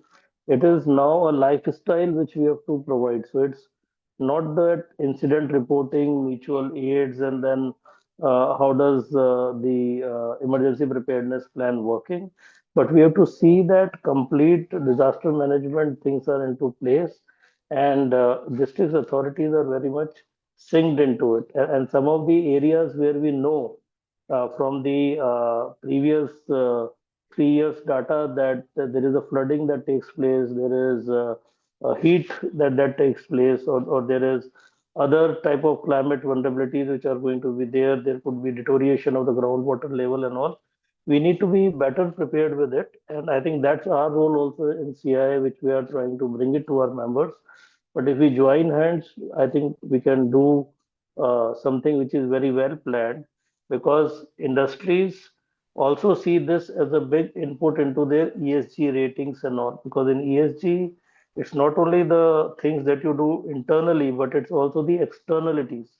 So, how best we can bring the externalities into the internal planning and the strategy of the companies is also the best way to do it. I think I will stop over here, and I do congratulate the organizers for the wonderful organization of this webinar. And might be today I could not spend much time, but most of the experience that we have as CI, we will definitely like to share with you. Look for some pilots where we can be involved, and we can get our local industry membership also involved in this. So over to you, Tanya, and I'm available any questions or whatever is the format is. Thank you. Thank you, Mr. Jain, for this imperative insights. It reminds us that resilience isn't just about the big moments, but about our daily sustainability practices and solutions. Talking about solutions, ladies and gentlemen, let's move forward to the next segment of today's session, the fireside chat. This segment brings in the perspectives of experienced practitioners to see how these strategies actually translate into industry best practices, initiatives, and challenges. I am delighted to invite our three distinguished panelists to join the conversation. From the world of sustainable manufacturing, we have Mr. Jason Ang, Director of Sustainability at Miranti Green Steels. Representing one of India's most vibrant industrial hubs, please welcome Mr. Rajiv Agrawal, President Mandi Deep Industry Association. And bringing deep expertise on regional industrial growth, we have Dr. Harinder K. Garg, Chairman, Sitkul Manufacturers Association, Uttarakhand. This session will be moderated by Dr. Brijendra Mishra. We look forward to a dynamic and insightful discussion. Over to you, the panelists, and Dr. Mishra. Let me allow you to have the mic. Yeah. Thank you, Tanya, so much. And I'm also very delighted to, moderate this session, the fireside chat. It is one of the very important, event under this event, that we have to also listen the voices of the industrial cluster in India. As in the MidCat and TERI report, we have showcased how these industrial clusters are very much very in a medium to high risk zones, and these clusters are highly vulnerable for posing the risks. So we have to listen the voice and understand what is the risk dynamics at their scale. So we have a very great speakers with us, Dr. Jason Ang, Dr. Rajiv Agrawal, and Dr. Harinder Garg, sir. So this session will be very interactive, and we want to have just one-to-one discussion over what is the challenges as well as the initiative by the association at their local level, and what are the best practices they have adopted to reduce their risk. So first of all, let me also talk about the Jason Ang. Jason Ang is very prestigious personality. He is heading the sustainability department in Meranti Steel. So, Jason Ang, just I would like to understand the how this steel manufacturing sectors involves from the highest risk posing industrial environment and with extreme heat. How does you are generally mature their safety culture and look like the steel industries? Yeah, Jason sir.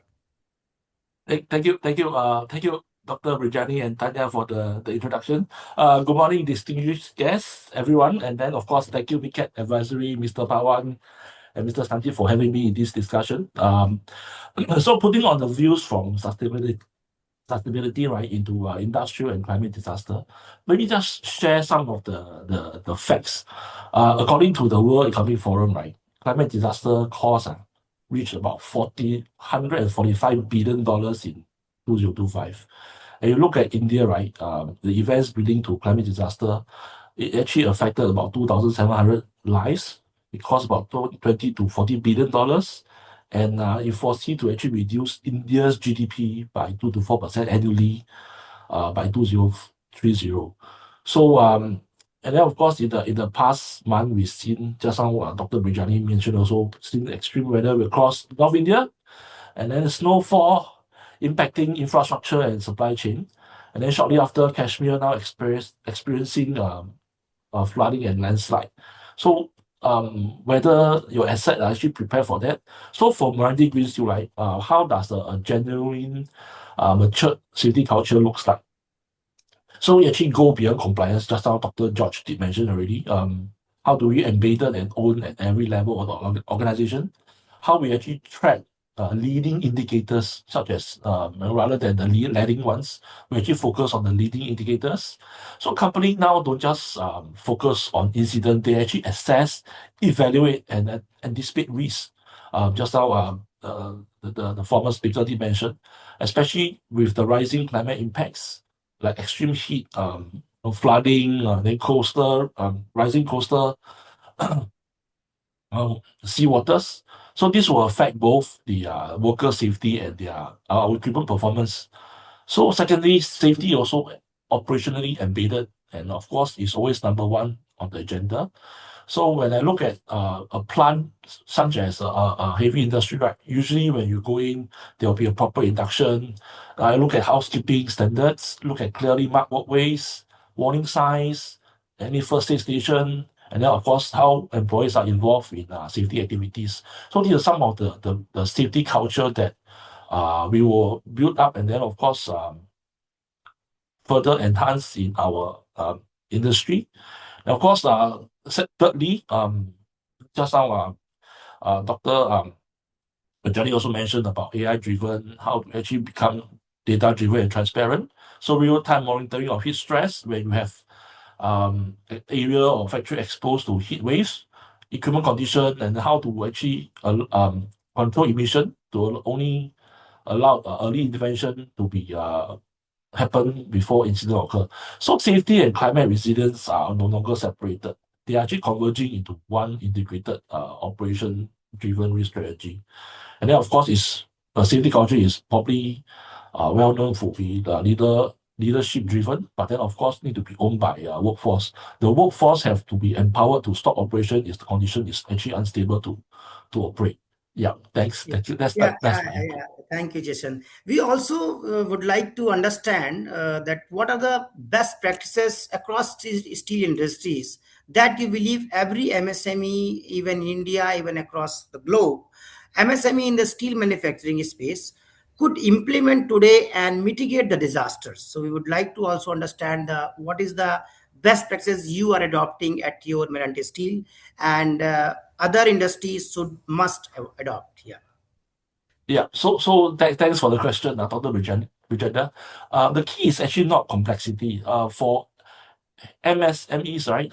It's actually focusing on the focus and then practicality. So I've been sharing 3 immediate actions that actually can make a big difference. Just now, Dr. Ajani also mentioned about conducting site level risk assessment.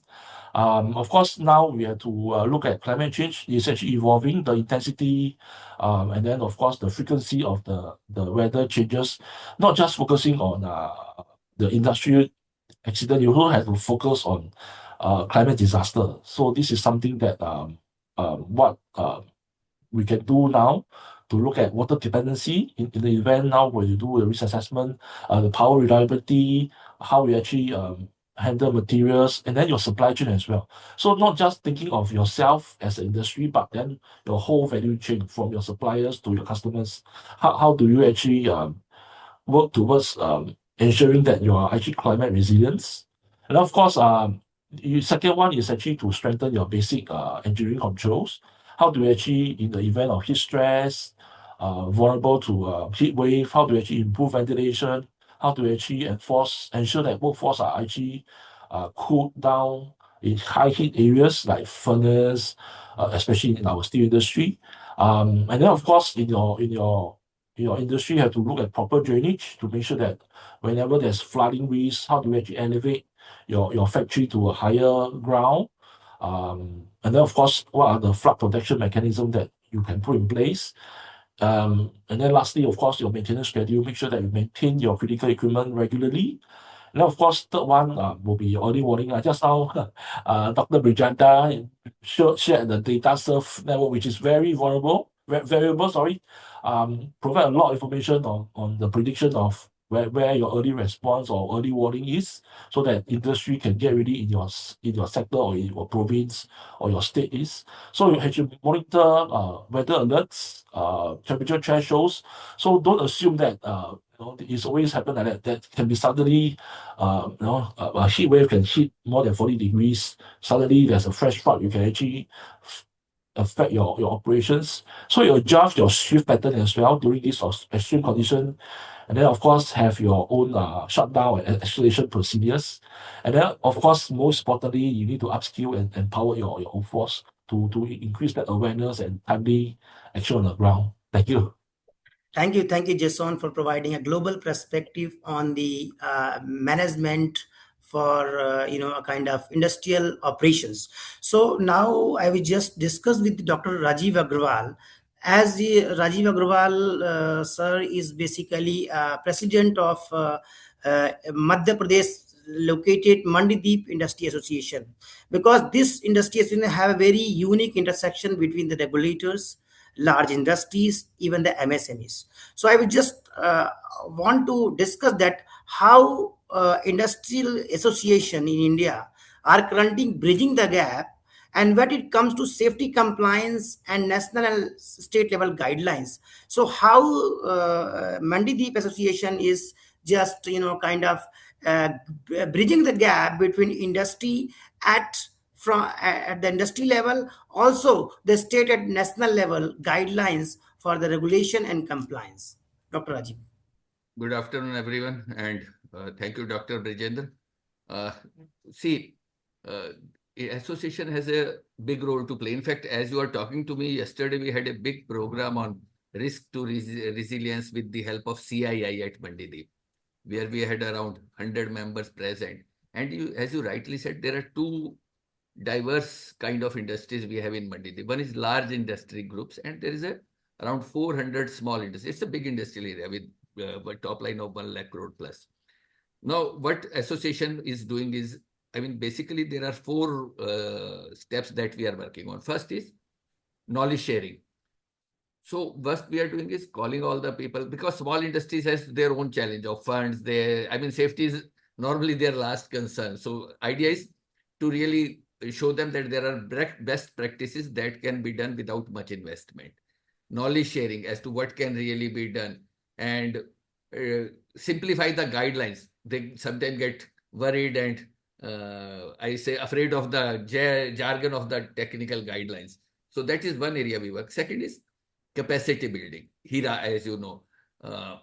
So hazard inspection, identification and risk assessment. So what we are doing is, there is big industries are doing a great job. They have a big setup and they have all teams and they have all compliance. So what we do is we bring them together with small industries, MSMEs, to really understand what can really be done. For example, I give you a wonderful example that we have done in Mandideep. There are one big international level kind of pharma unit here, and all the industries around that area, around that unit, get the benefit of all the facilities that are existing in that industry. It's a sort of extension of their water line, their pipeline, their gas stations, those kind of things. So second is capacity building. Show them that how contractor safeties can be ensured, what should be emergency preparedness, what can be do's, don'ts. Examples are given by, I mean, some other industries, and video examples are given. So this is the second. The third thing is advocacy. That is a job of association to represent industries concerns to the government, state government, central government, national policy makers, state policy makers at what is being happened, provide a feedback of MSME, and what are those friendly implementations that can be done under OSH code 13, which has come, I mean, which has combined all 13 rules. And fourth is the way to promote is recognize the effort. So what we do is there is a convention that happens every year. We give them rewards kind of thing. And that are divided in three kind of groups, as government has done: large scale, medium scale, and small scale. The focus is to motivate the smaller industries to really go for the best practices. So their efforts are rewarded annually. So whole idea is develop a safety culture together with the help of each other, reduce compliance burden as much as that we can do for the small industries. Big industries can take good care of themselves, and support the formalization also as and when we can, especially the post OSH code rollout. We are trying to do it. And basically MSME get benefit by joining those events, as we did yesterday. So that is what we are. So capacity building, knowledge sharing, advocacy, and recognition. Those are the four areas we are working on. Yeah. So it was very nice, a kind of discussion. At present, more than 90 industries, because we have onboarded in this seminar more than 600 industries and participants were registered. And now people are want to listen the Mandideep Association. What is at, because Dr. Rajiv, you are also in the list. You have your own industrial setup, you have own factory. So at personal capacity as a industrialist, what is your recommendation to medium and small scale manufacturer in terms of management of industrial disasters? So what we do is, I always say, what is your biggest safety equipment? Your biggest safety equipment is awareness. They need to be aware. 2, there should be some simple steps to be done. There should be some contact numbers which should be reachable, various kind of hospitals, fire brigades, DMI, and those kind of things. 3rd, do's and don'ts. These are the simple steps that can really help. Do's and don'ts in case of a mistake. Say mistake become disasters. You are talking about industrial disaster. Everything starts with a mistake, and not controlled, it becomes a disaster. So what we need to do is tell them, look, we can avoid mistakes. So do's, don'ts kya hai, what you can do, what can you learn from DMI, probably MidCat and those kind of things. Help them to identify the risk, and help them to identify risk from anything that has happened elsewhere. So that also. Second is simple on-site emergency plan. Even smallest industry can do. Can we have a safety committee? Oh, you don't need a big safety manager or fire officer. Can we have a committee of 2-3 people who just take care of small things that needed to be done? Probably some kind of emergency plan for them. We do it, I mean, free of cost. Someone will go and do, I mean, a small industry, this can be easily done. We really help them. Then we have created a crisis management committee. Now this is a group, WhatsApp group, where all the members are, I mean, we use the technology where all members are our members. Anything, any small emergency, you put it there, we immediately respond. So when 200 members are responding to one call, life becomes easy. Even government agencies like local industries department, DMI, they are members of that group. Now, the moment something comes in that group, everyone responds. So we call this crisis management response group. So that is, and then help them to attend workshops, do things. I had a big incident at my factory 6 months ago.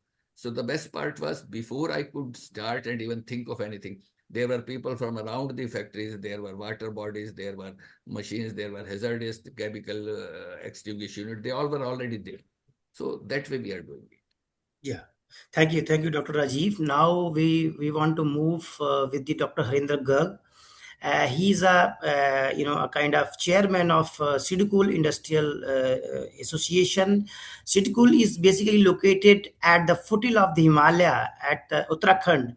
So we want to understand you that, as you know, the Sidcul is situated at a very ecological sensitive zone and rapidly industrial states. So there are challenges are very different from what Madhya Pradesh or even Tamil Nadu associations are facing.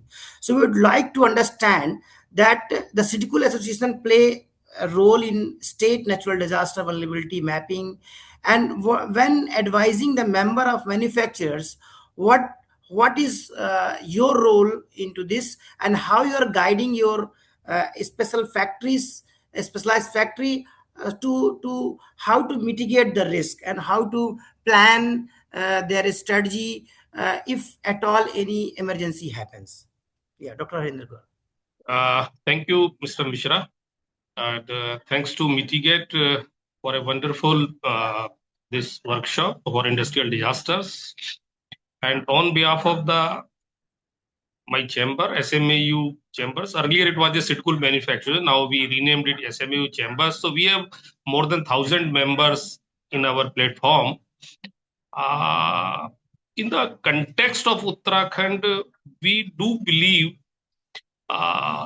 always, because of, you rightly said, Uttarakhand is having some kind of natural calamities, always it has been. And one more challenge we are facing, the crowd management and crowd disaster. Because you know, in Uttarakhand every year we have some kind of religious festivals and all these. So we always try to catch a group of some of the department, and like industry department, pollution department, labor department, and DDMA, SDMA, along with some police and hospitals and all these teams. So we try to put a integrated group of all these. And firstly, we, as Mr. Rajiv said, we try to create a atmosphere for these disaster education. How can we adopt the possible challenges, and can we do like that? And we also include our IIT Roorkee in that, the disaster management education. Now we are in the going to set up one center of excellence with the help of the IIT Roorkee and TSDC in Tiri campus itself, to create some kind of education, educate our industrial peoples and some outsider, to create a good ecosystem for the industrial disaster as well. I believe ki in the support of the every corner of the society, and in the support of the state government, and of course the NDMAs, we are able to penetrate and handle the situation like industrial disasters. And as Mr. Agrawal, again, the same we are doing. We have some different kind of group in our different industrial estate. And one, our office is putting some efforts on it. If there is disaster is there, either way of training or some is casualty is there, we immediately catch up and we find a possible solution, and our team definitely respond in a positive manner. That's we are doing. Yeah.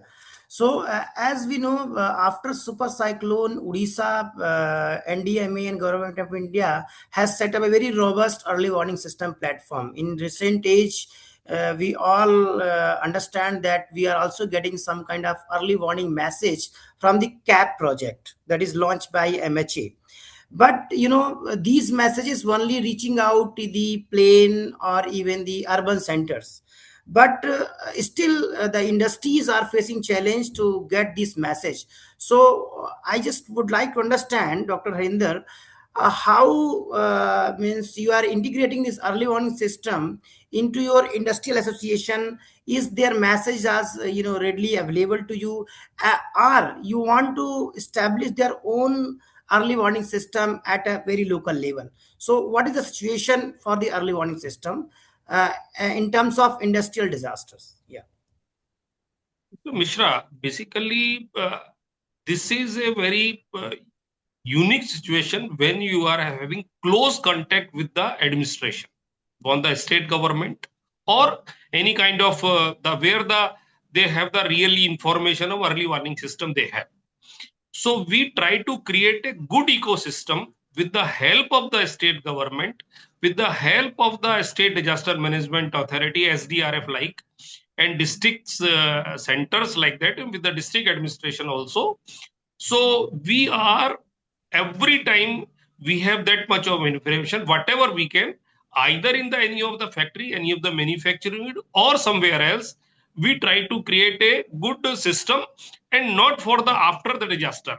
Before that, how can we do, and how can we help the people by way of the helping the water or other facility, whatever the fooding, where we are possible, we are doing like that. So I think, but my submission is the MidCat and the team, can we create a regular course for such kind of industrial disaster in every state? Because MidCat had that kind of their expertise in that field. So my request to on behalf of my association, we can be a partner in that way.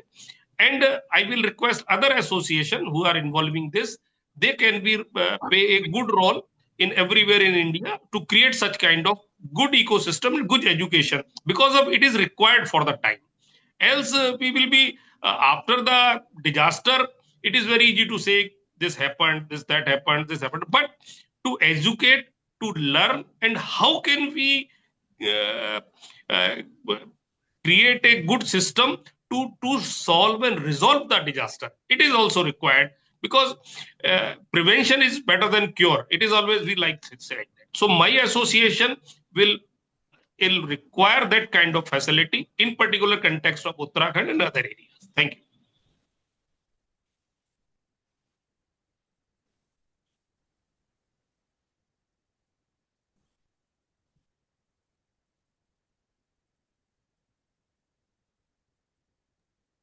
Hello.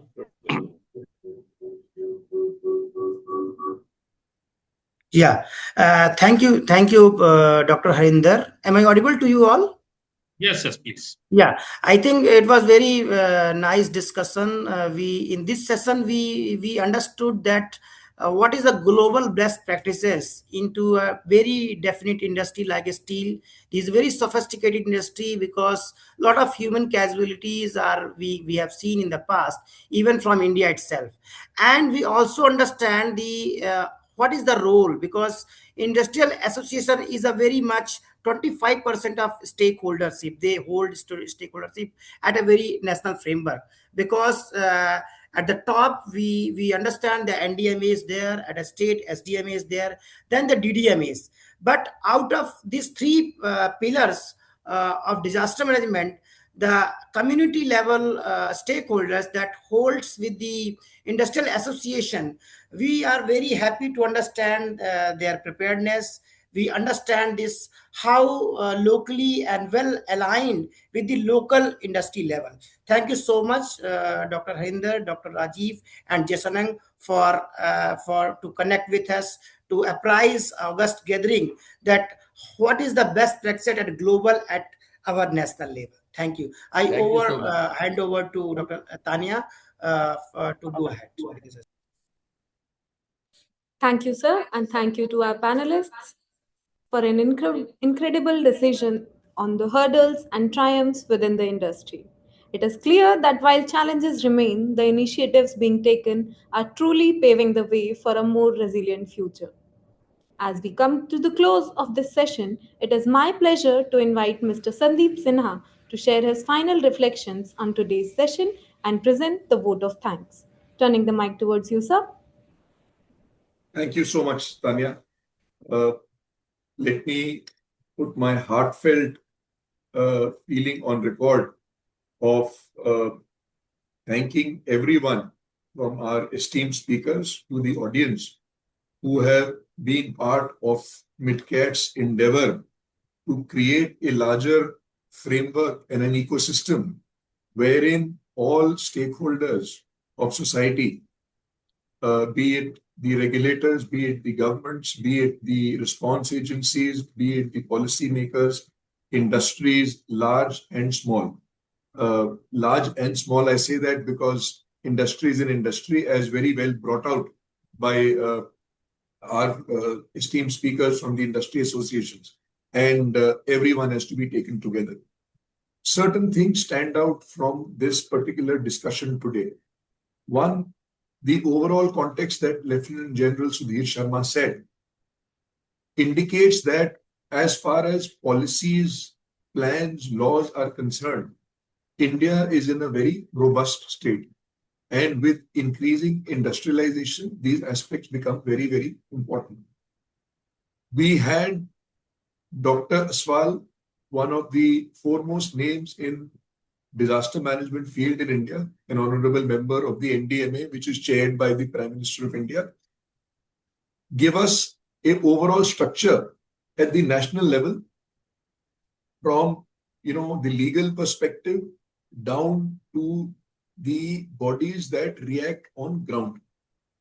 It also was interesting to hear not only Dr. Aswal, but several speakers today talk about the importance of not being reactive, but preventive, proactive, and perhaps predictive. I will come back to this word predictive because this is something very, very close to the heart of MidCat and what we do. Several speakers have brought out, for example, Mr. Siddiqui has so wonderfully brought out the systems and frameworks and the activities that are in place in a state of Bihar. Similarly, Dr. George Joseph also brought out what all is being done at the Disaster Management Institute in another state of Madhya Pradesh. Certain commonalities are there in all our esteemed speakers' guidances. One, it is a community effort. It is a joint effort. Coordination is very, very important. Communication is very, very important. And it was so heartening to hear some very simple, practical, and innovative use of existing technology, such as a WhatsApp group or a social media group or a closed group, as Dr. Agarwal brought out, and which was seconded by Dr. Garg also, of creating a small body of qualified people or experienced people who will actually drive the governance in case of a disaster at a very hyper local level.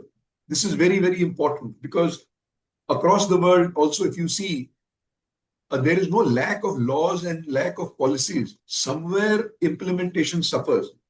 And this is where the ecosystem that Dr. Garg was alluding to becomes a very, very important part. Now, in a subject like disaster management, it is not only a single entity or a single agency driven aspect.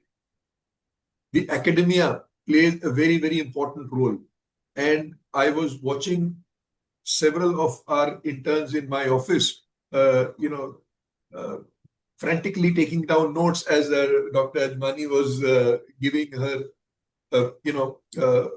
work. So it is a very complex interplay of global architectures of disaster management and the national frameworks that we have. And from this, the implementation plans need to be created. Several speakers have brought out the importance and the imperative of even the smallest of industries having on-site emergency plans, because this will form the bedrock of the subsequent actions taken at the hyperlocal level. So all in all, I think, what the industry bodies are doing, what the industry associations are doing, it is very heartening to know that everyone is doing their bit. We have had in this August gathering today, people at the national policy level, at the state level, large industry body level, industry association level, everyone, and of course, Dr. Nipraf representing the academia, give their perspectives. Everyone is talking of by and large the same things. We hope and pray that we will take actions at our areas or at our doorstep, which will make implementation very, very foolproof and robust, because that is where the saving of lives, saving of assets, saving of funds, saving of reputation and brands happens. I would also specifically like to thank Mr. Jason Ang for having taken time to join this event from Singapore. I know he is extremely busy. He manages disaster, safety, risk, and sustainability across several green steel manufacturing plants in the Asia Pacific region as well as the Middle East. And it was wonderful to know his perspectives on this. I would also like to highlight the importance of having a common situational awareness that Dr. Brijender's report, which is being prepared, along with Terry, this preparedness and situational awareness must be there at every industrial association level, I feel, and of course at a state and a national level. Why? Because a single event is not a disaster. Disaster happens when several aspects come together, and therefore it becomes important to see on one particular platform, on one particular large scene, what all or what else is happening in the area or what could happen in the area. Risk drivers can be several, right? And very rightly brought out by several speakers. Industrial clusters also have significant number of demography around, which will also be the affected parties. So therefore, government agencies, even at a district level or a municipality level, need to have one common platform to understand what all is going on, what are the risk drivers, what all could impede response, what all could prevent implementation of a plan. So that is where, MidCat Advisory is working very, very hard. We have got a sufficient database collected from the open source intelligence. We have got a wonderful body of approximately 55 threat intelligence and critical event analysis researchers. And we are using technology increasingly every day. And happy to report that this is a pure play Indian AI platform that has been developed ground up at MidCat, which has got the ability to ingest several databases that pertain to climate risk, sustainability, things like crime, traffic, socioeconomics, geopolitics. Now, geopolitics has become the elephant in the room. The biggest sufferers in the Middle East today are industries. Investment that has been made, infrastructure that has been created over decades is now, as we have seen, can be lost in a couple of minutes. And therefore, somewhere we need to keep geopolitics and geoeconomics in mind. And while this could be a black swan event, but we do know that wars do happen and wars will be devastating and bloody. Therefore, we must prepare ourselves by at least thinking about that. It is not that it will never happen. It can happen, as we are seeing. But climate change is another great threat vector that every individual now needs to be cognizant of. So I would like to thank all of our speakers, all of our attendees from the bottom of my heart on behalf of the founders of MidCat, Colonel S.N. Kumar and Lieutenant Commander Pawan Desai, and on the behalf of my chairman, Lieutenant General Sudhir Sharma. To all of you for taking your time out, sharing your learning, and insights with everyone. So thank you so much. It has been a pleasure and a privilege to have all of you in our event.